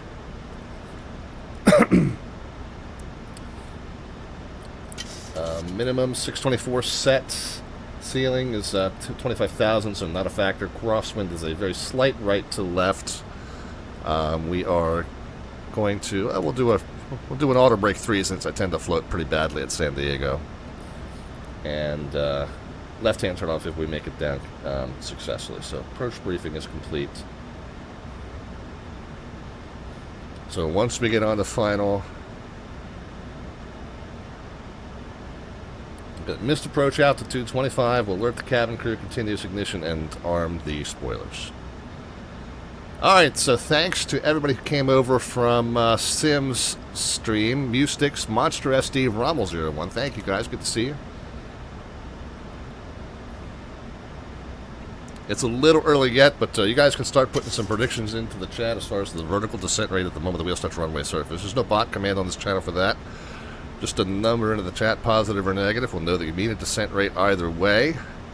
And the closest predictor gets an automatic entry into our monthly landing rate raffle. We'll pull that toward the end of every single month on the channel, and the winner gets their choice of a Slant Alpha merch item or a gift card to Amazon or Xplane.org store or simmarket.com. So go ahead and start putting those into the chat. No bot command necessary. Minus sign is even optional. We'll know that you mean a descent rate either way. At San Diego, tower appears to have left us. Ground is still on 23.9, so we'll get ready to switch over there. Yes, he did, sir. Yeah, Price is Right rules do not apply some season, so if I'm the closest to one, you win. But if everyone else goes over, it still is whoever is closest.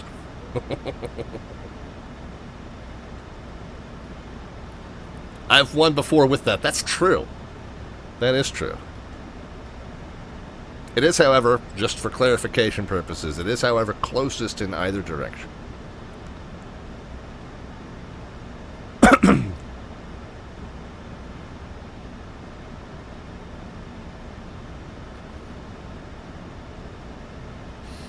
All right, friends.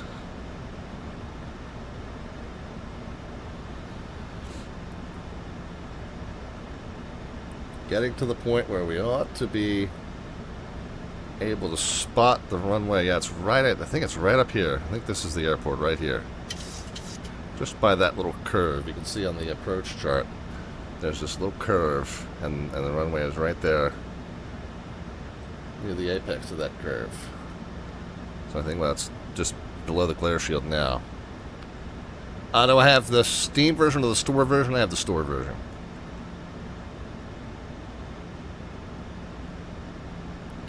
And since we're coming up on the 10 mile and we're well below 250, I mean below 250 you can get flaps out to 5, so we'll go ahead and start doing that. Southwest 514, wind 3307, runway 27, clear to land. Clear to land 27, Southwest 514. And it's always the transition from 170 knots into our V approach rather, that I'm weakest at. And I will try to hand fly that. Okay, we're now slowing. Below 200, we can go out to flaps 10. Below 195, I think we can go. Cleared on that Yankee, runway 27, United 229. Flaps 15. Yep, descending on the.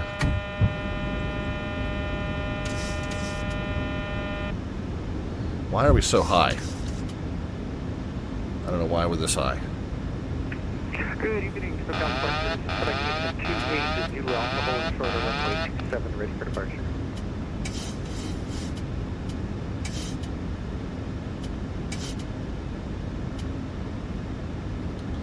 I don't know what happened where we didn't. Alpha, SoCal Departure. Wind 3307, traffic 10 out, or 927, clear for takeoff. Clear takeoff. Somehow weren't meeting the vertical restrictions here, so I don't know what happened there, but we'll do our best to maintain 170 knots in a steep descent to get back on that. SoCal approach, FedEx 430, heavy low 20. I didn't switch it over to approach mode. That might have been part of the problem. Missed approach 2,500. We'll get that set. Hi, Jet 6, FedEx 430 heavy.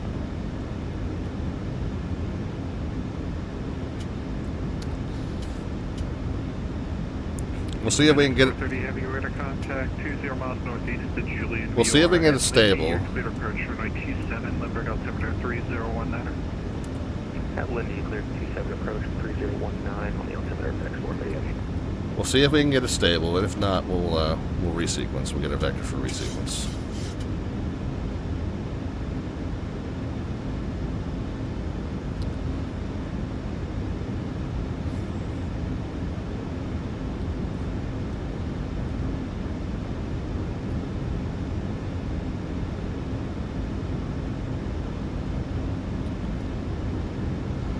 We're visual, so we don't have to be stable until the 500 call. Yeah, but I'm not sure what happened there. I did forget to get it into approach mode, but it was like 3,000 feet high, so I didn't do a very good job monitoring that, the altitude adherence on the star. Yeah, we're overspeeding the flaps now.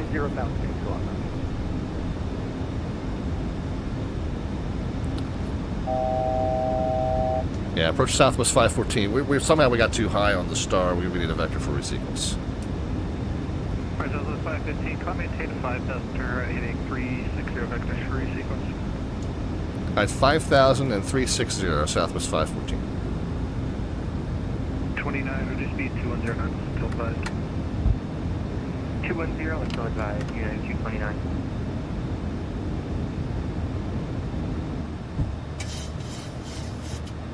Okay, so VNAV and LNAV off. Let's just do a heading of 360.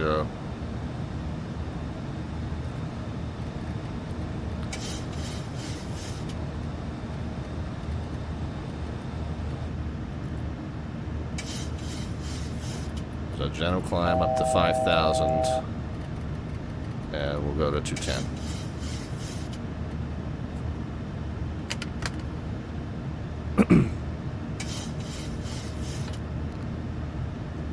Okay, so we can then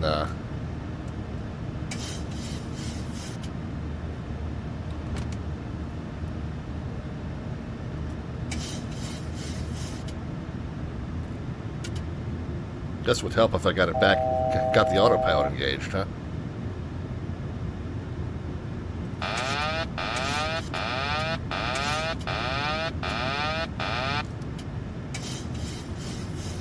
So the 514, continue right turn 090. Alright, 090, Southwest 514. We overshot the altitude. We're getting back down to 5 for you.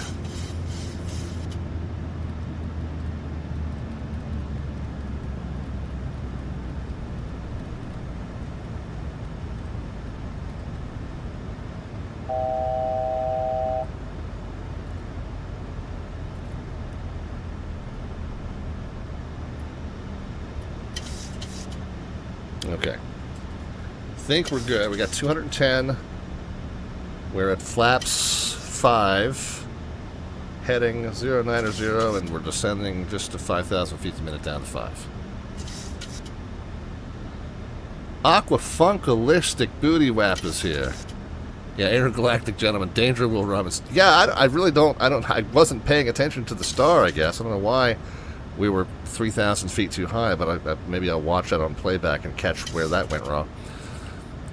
Every time I think I have a handle on the 738 approach process, the exact same thing happens to me. I'm watching the altitude, but these approaches are so finely tuned, and if you fall behind, you can't drop and slow down fast enough. Yeah, again, I don't know why we were descending via the Lucky 1, and I just wasn't watching it close enough to know if it was adhering to those altitudes, but it certainly didn't. Seems like it wasn't.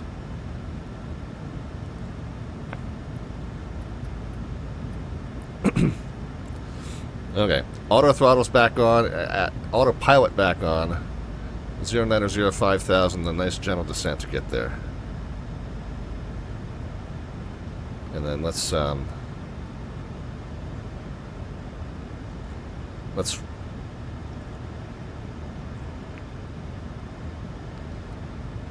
RNAV Zulu 27.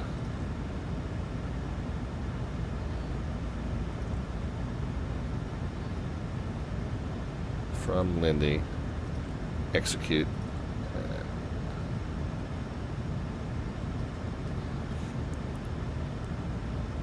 And then from the legs page, we'll go present position, direct Lindy, execute.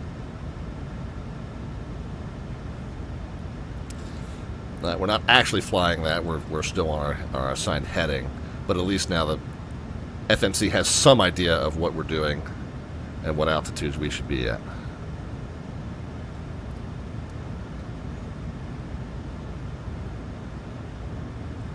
Fix is still, and then let's redo our. Okay, so 149, 154. All right.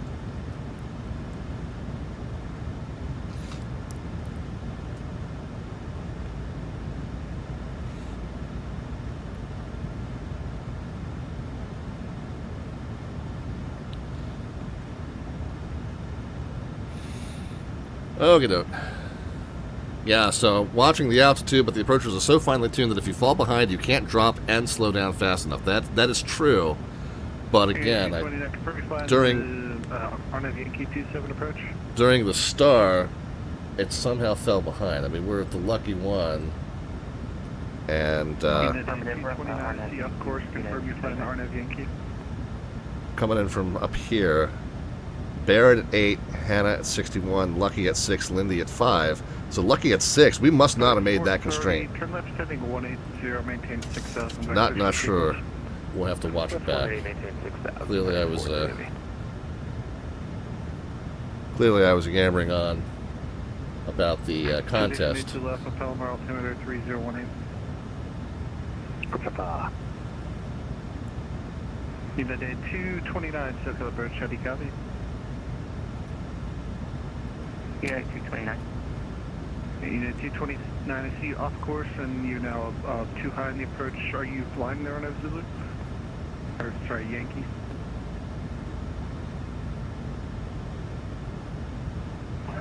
Stand by.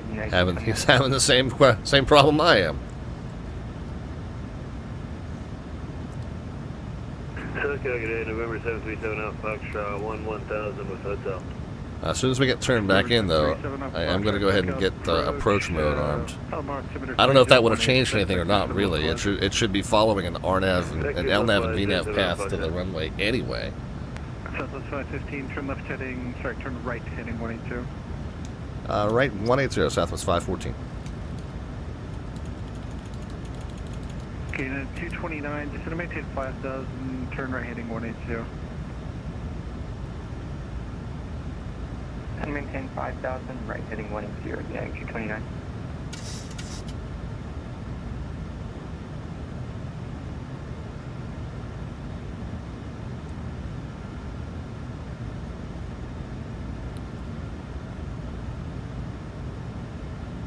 Alright. So as soon as we get put on the approach, we'll make... Go ahead, start that right turn 182. Right turn 180, United 229. Ready to get this turn going here.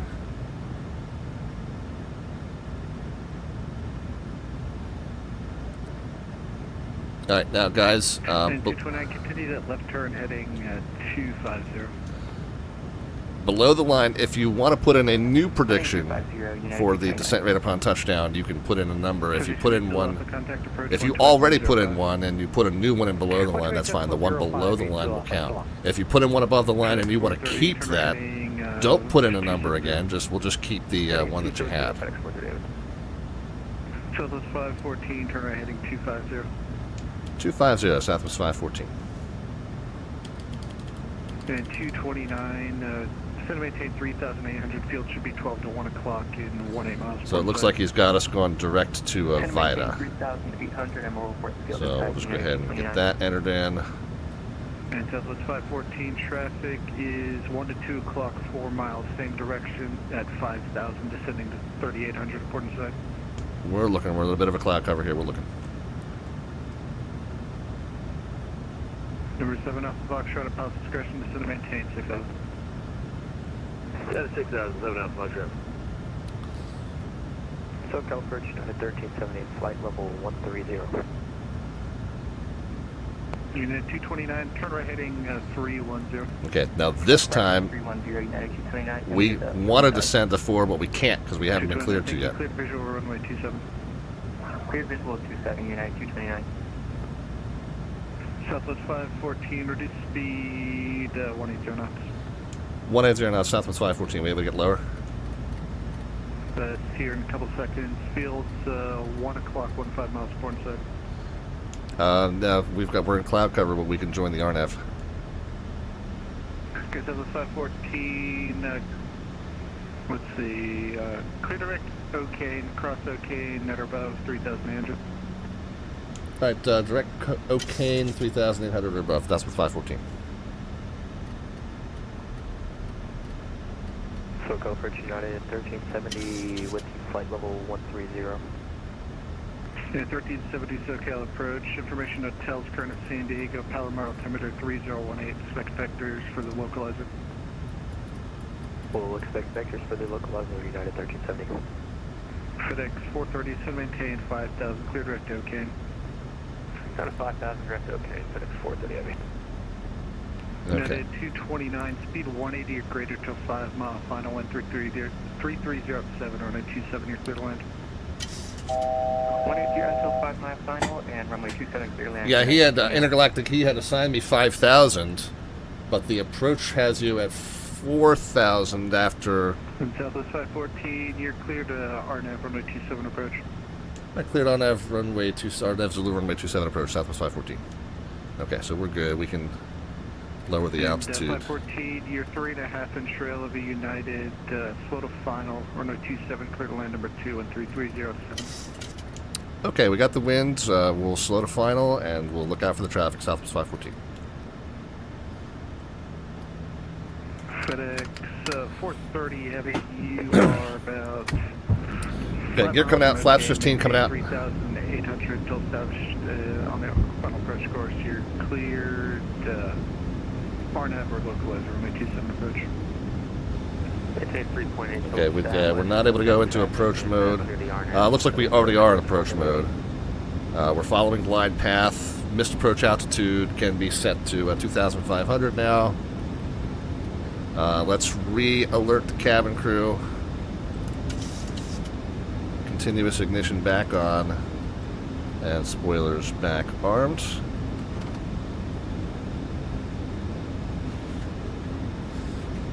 Alright. So once again, if you already put in a number, you want to keep it. Don't put anything new in. If you put in a number but you want to change it, you can go ahead and put the new number in. If you didn't put a number in, you can still put one in. Last call will be with the 500 call.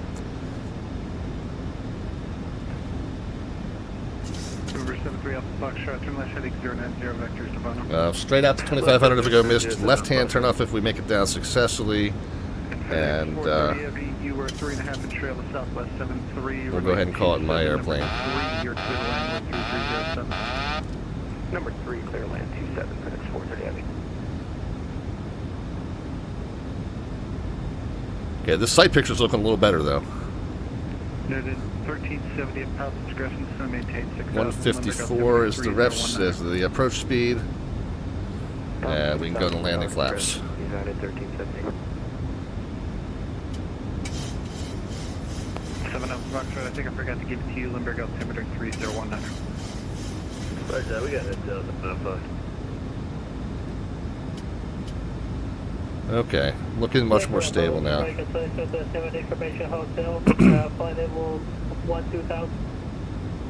American 2727, SoCal approach IDEN. Okay, landing flaps are set and checked. Missed approach altitude 2500 set. Gear is down and green. We do have a landing clearance. Straight to 2500 if we go missed, and a left-hand turnoff if we make it down. And landing checks are complete. Let's get back down to 154. At Lindy, your cleared approach runway 27, Lindbergh altimeter 3019er. Delta, clear approach runway 27 and 2019er, make it less than 1,000. All right, last call for the predictions, guys.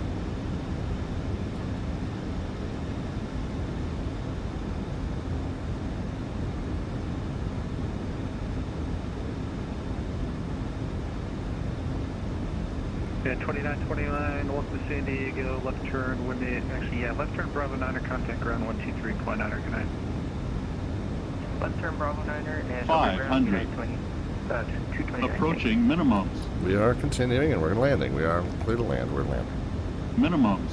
American 2727, reduce speed 210 knots.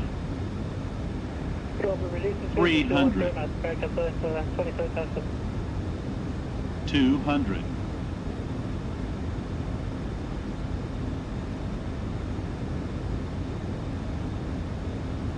Hello, parking garage. Sink rate. We're fine. Sink rate. 100. There was 7 off the Foxtrot, just to maintain 50. 40. 5,007 off Foxtrot. 30. 20. 10.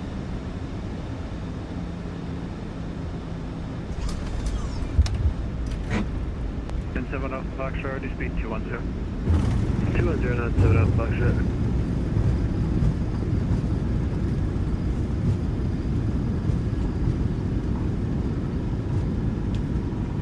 Southwest 515, welcome to San Diego, left turn Bravo 8 if able. Left on Bravo 8, Southwest 514.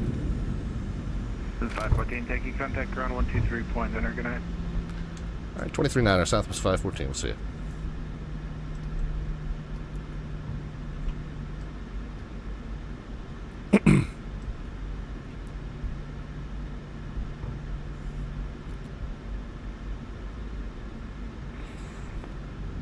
United 229, taxi straight ahead to gate 40.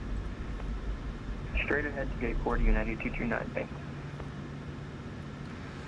Southwest 514, you up? Yeah, I just got over off of 27 at Bravo 8. We are going to, let me get a gate number for you. Gate 102. Southwest 514, taxi to the new terminal via Bravo. New terminal via Bravo, Southwest 514. JetBlue 1000, ready for taxi. JetBlue Okay. 1000. Flaps, spoilers. 27 via Foxtrot Charlie. Auto brake. Reset minimums. Weather radar off. Starluck 772. Terrain radar off. We're ready for taxi. TA RA off. Starluck 772 Heavy. Apologies, I just saw your message.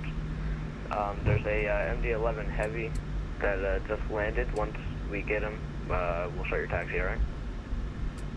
Roger, Starluck 772. Sounds good. Apologies for the wait.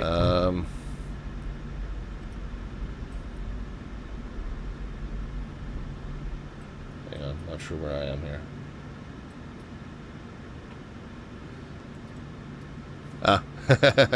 I'm going to a terminal that my scenery doesn't have, so we'll wing it.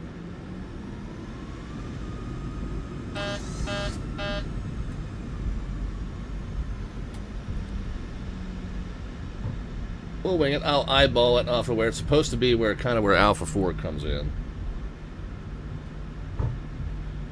So we'll just kind of wing it. Weather terrain. Let's see. We did the forward-facing lights. Taxi lights are still on. Everything else came off. We can do the wind shield and probe heats off. Go ahead and get the APU on now. Finally. FedEx 430 Heavy. Oh, continuous ignition can come off. Diego. Taxi to Bravo. Hold short of Bravo 6. Bravo, hold short Bravo 6. FedEx 430 Heavy. Alright, let me make sure I did everything on the way in here. We got the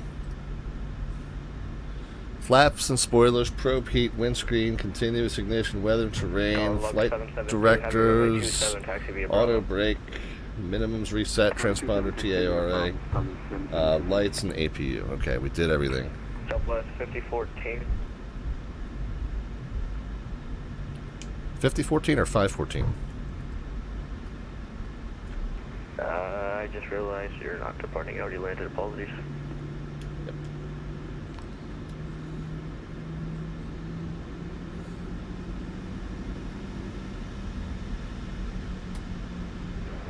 November 586 Tango raised. Okay, so I guess the new terminal is somewhere in here.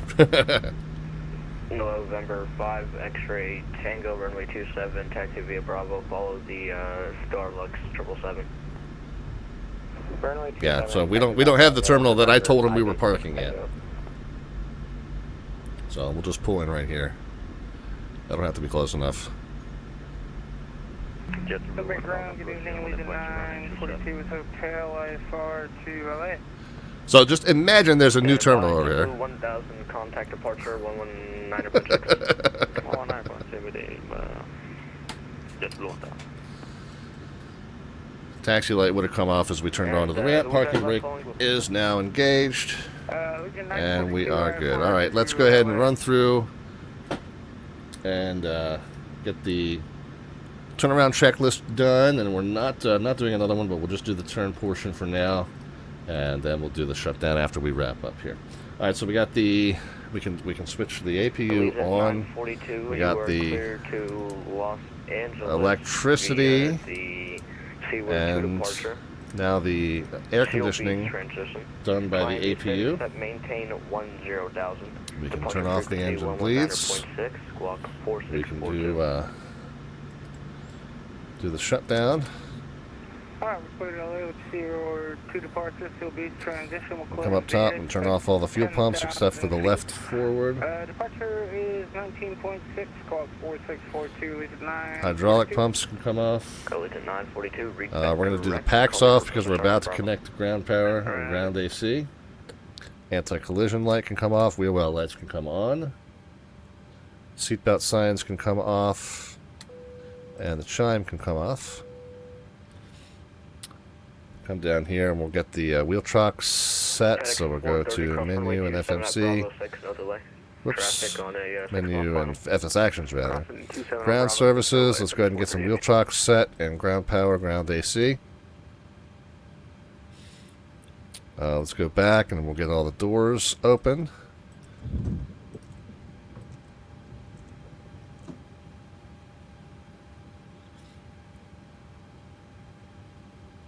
And we'll come down here. We'll get our transponder onto standby mode. And code reset to 2000.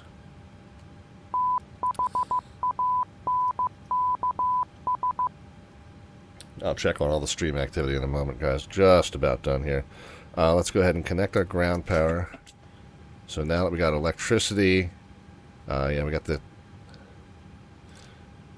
bleed and ISO valve off. We got the packs off because we got ground AC and ground electricity. So we can now shut the APU off and also that last fuel pump off. Okay, let's look at my predictions first and then your predictions. Now my predictions involve flight timing and fuel estimates. We did have that go around.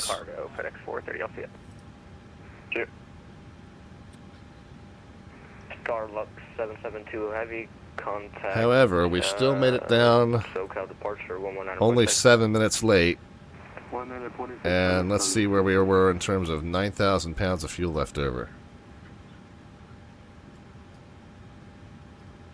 6.8. Well, some of that was due to that go-around.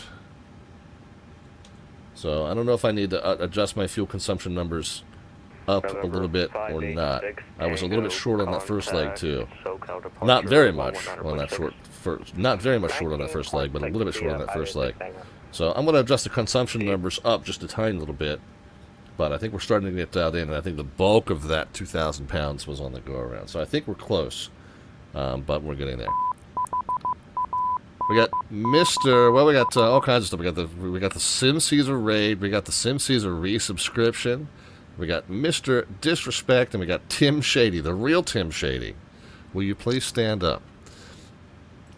All right, good to see you, friends. Thanks for the follow. Normal show schedule is Monday, Wednesday, and Friday at 7 p.m. U.S. Eastern Time. Friday we're on our normal schedule, and then next week we're actually Tuesday, Thursday, Saturday. So we'll be offset by a day next week. We've also got potentially some surprise streams coming up. Maybe tomorrow, maybe Saturday as well. So stay tuned to the social media. You might see me pop on just kind of unexpectedly here. But Monday, Wednesday, Friday, 7 p.m. U.S. Eastern Time. And then keep in mind, after this Friday, next week we're Tuesday, Thursday, Saturday next week, 7 p.m. U.S. Eastern Time. All right, let's look at the numbers. This surprised me. I felt like it was a fairly gentle touchdown. Now I do know that I floated it until the speed bled off, and then we kind of dropped on. I pulled the nose up a little too high. I should have let it settle in just a little bit sooner than I did. That way, not as much speed would have bled off. So maybe that was the problem. 224 was the number that registered, but overall, I felt pretty good about it. Did you win with the number 1 now? You were a little slightly too low. But let's see how we did. 270, 70, 1, 85, 143, 180, 117, 113, 181. So it looks like null pointer with the 270. Now, null pointer, did you change your guess below the line? Let's look. It doesn't look like you did. Ground, American Sunset, surrender taxi. American 2027, correction, American 2727. Welcome to sunny San Diego. Taxi departing via Bravo. So 270. What was the actual number? 224. Ooh, 270 might not be. Was there anybody closer? 270, 71, 143, 180. I gotta check that. I gotta check the math there.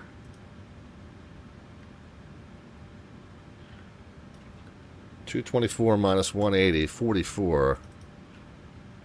270 minus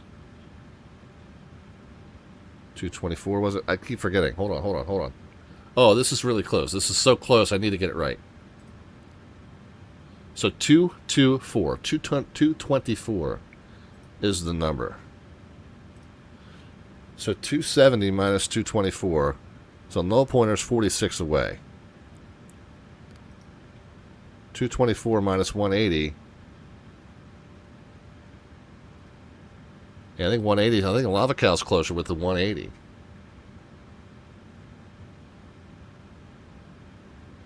So Lava Cow second guessed yourself. Says I was thinking 200 before I guessed 180. Well, I think you still got it by 2. No, wait a minute. Crap. No, I'm incorrect. Because Melvin came in with the 181. So Melvin edged you out. Oh, God. What a close one. 3 of you all within like a couple of each other. Melvin Leader is going to be the winner there with the 181.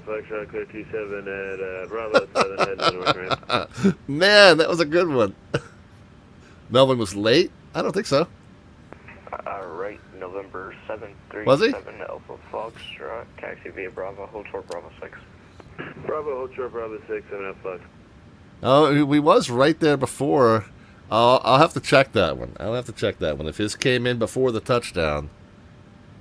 It's Melvin Leroy.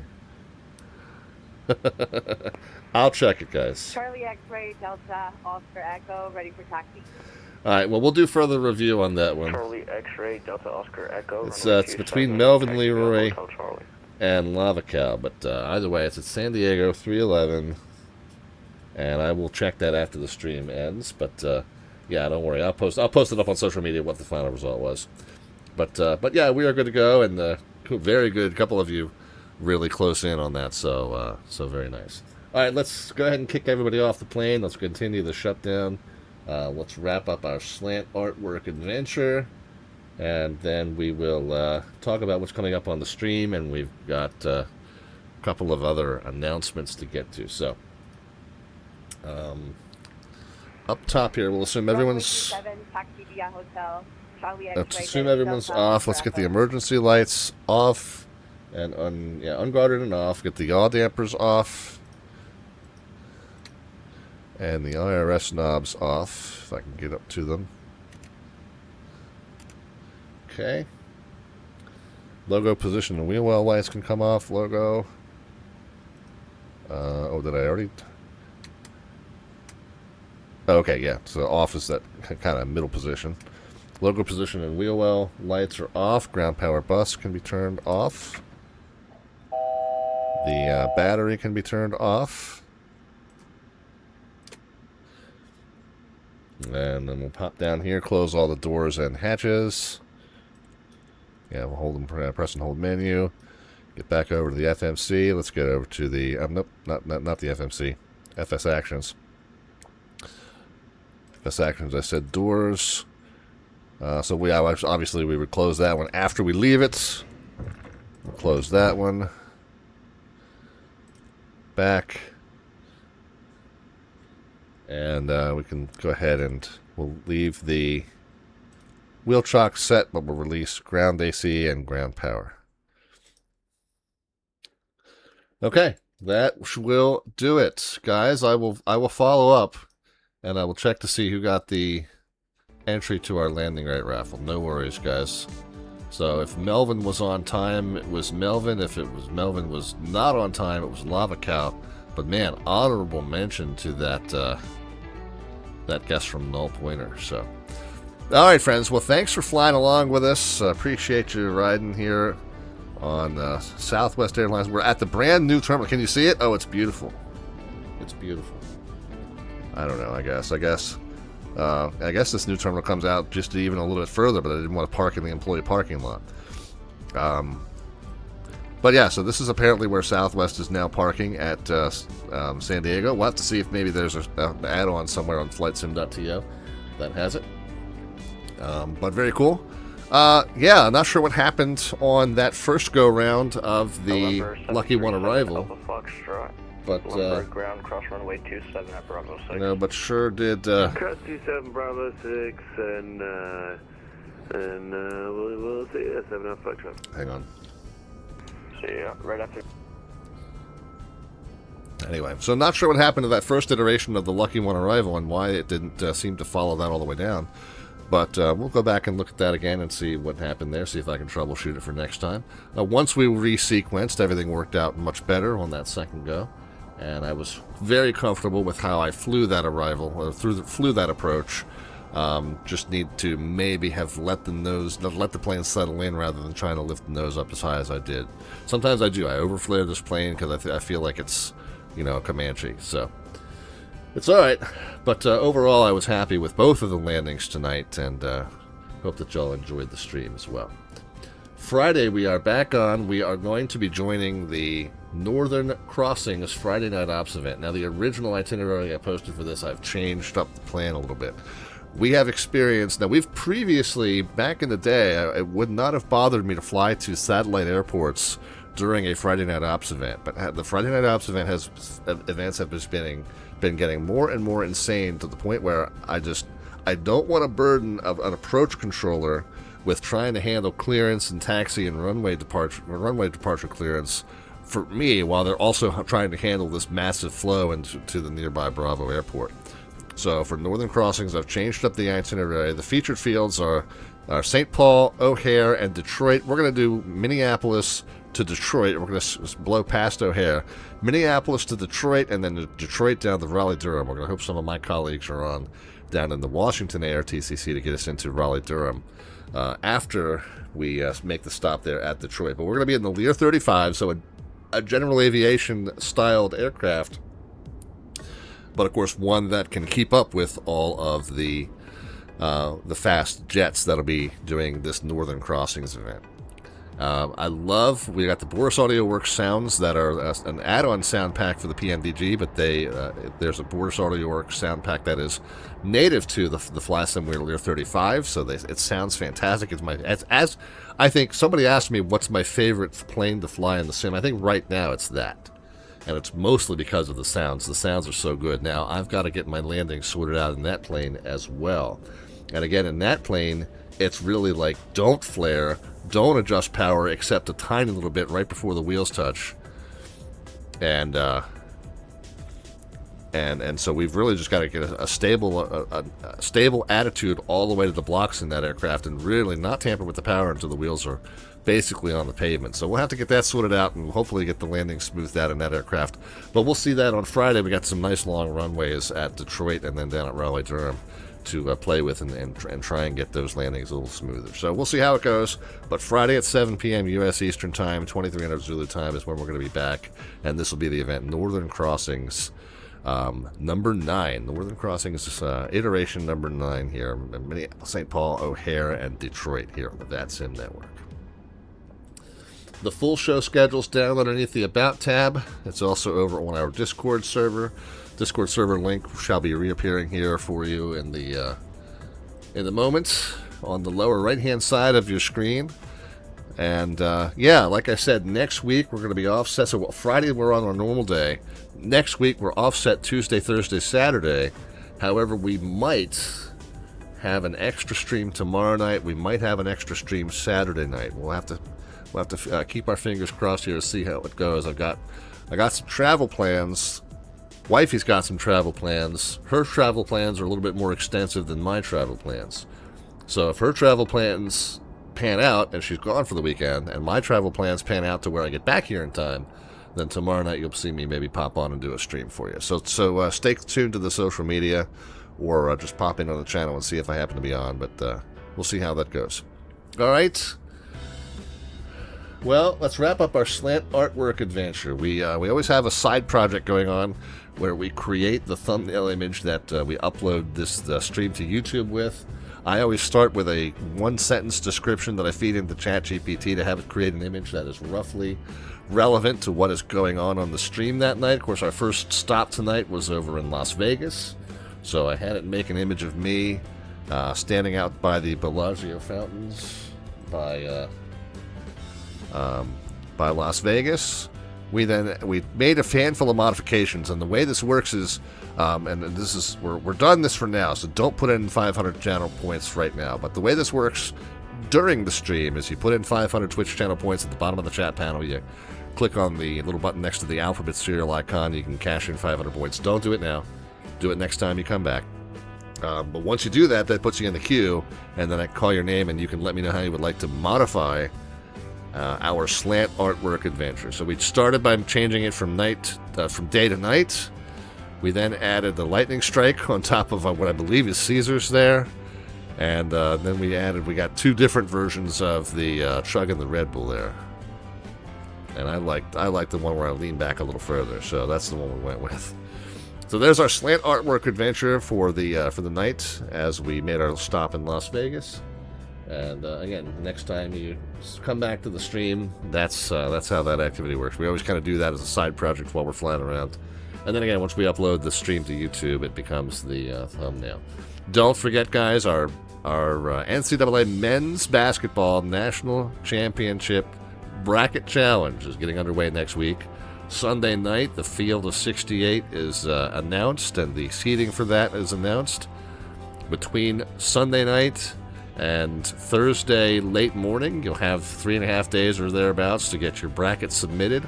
If you want to be a part of our challenge, it is absolutely free to enter, but you need to go over to our Discord channel and find the channel with the information. The information is the group name on the ESPN Tournament Challenge website. You need the group name and you need the password.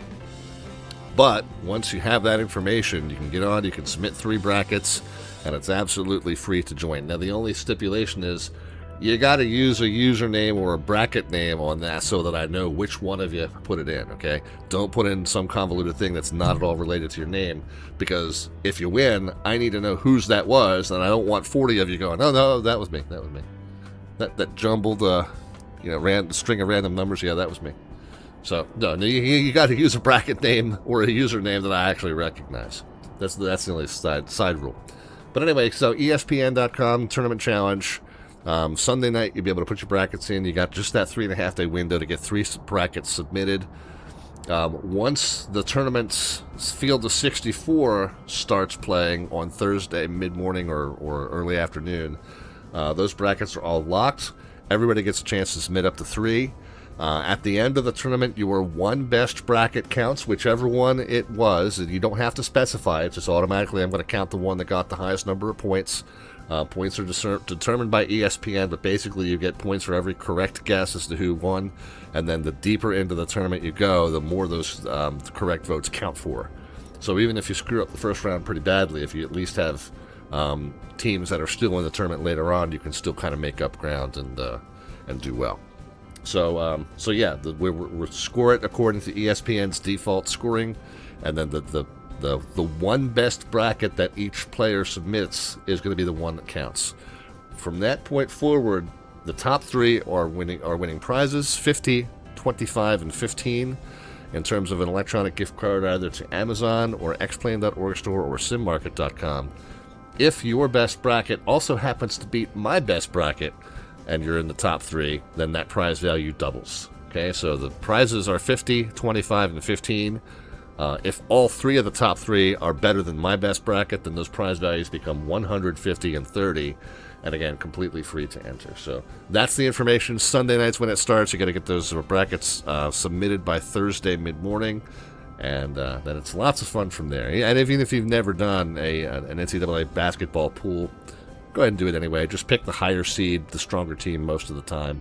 Don't go crazy with upsets, and you'll do pretty well. All right, so that'll wrap us up, friends. Who are we going to send our raid over to?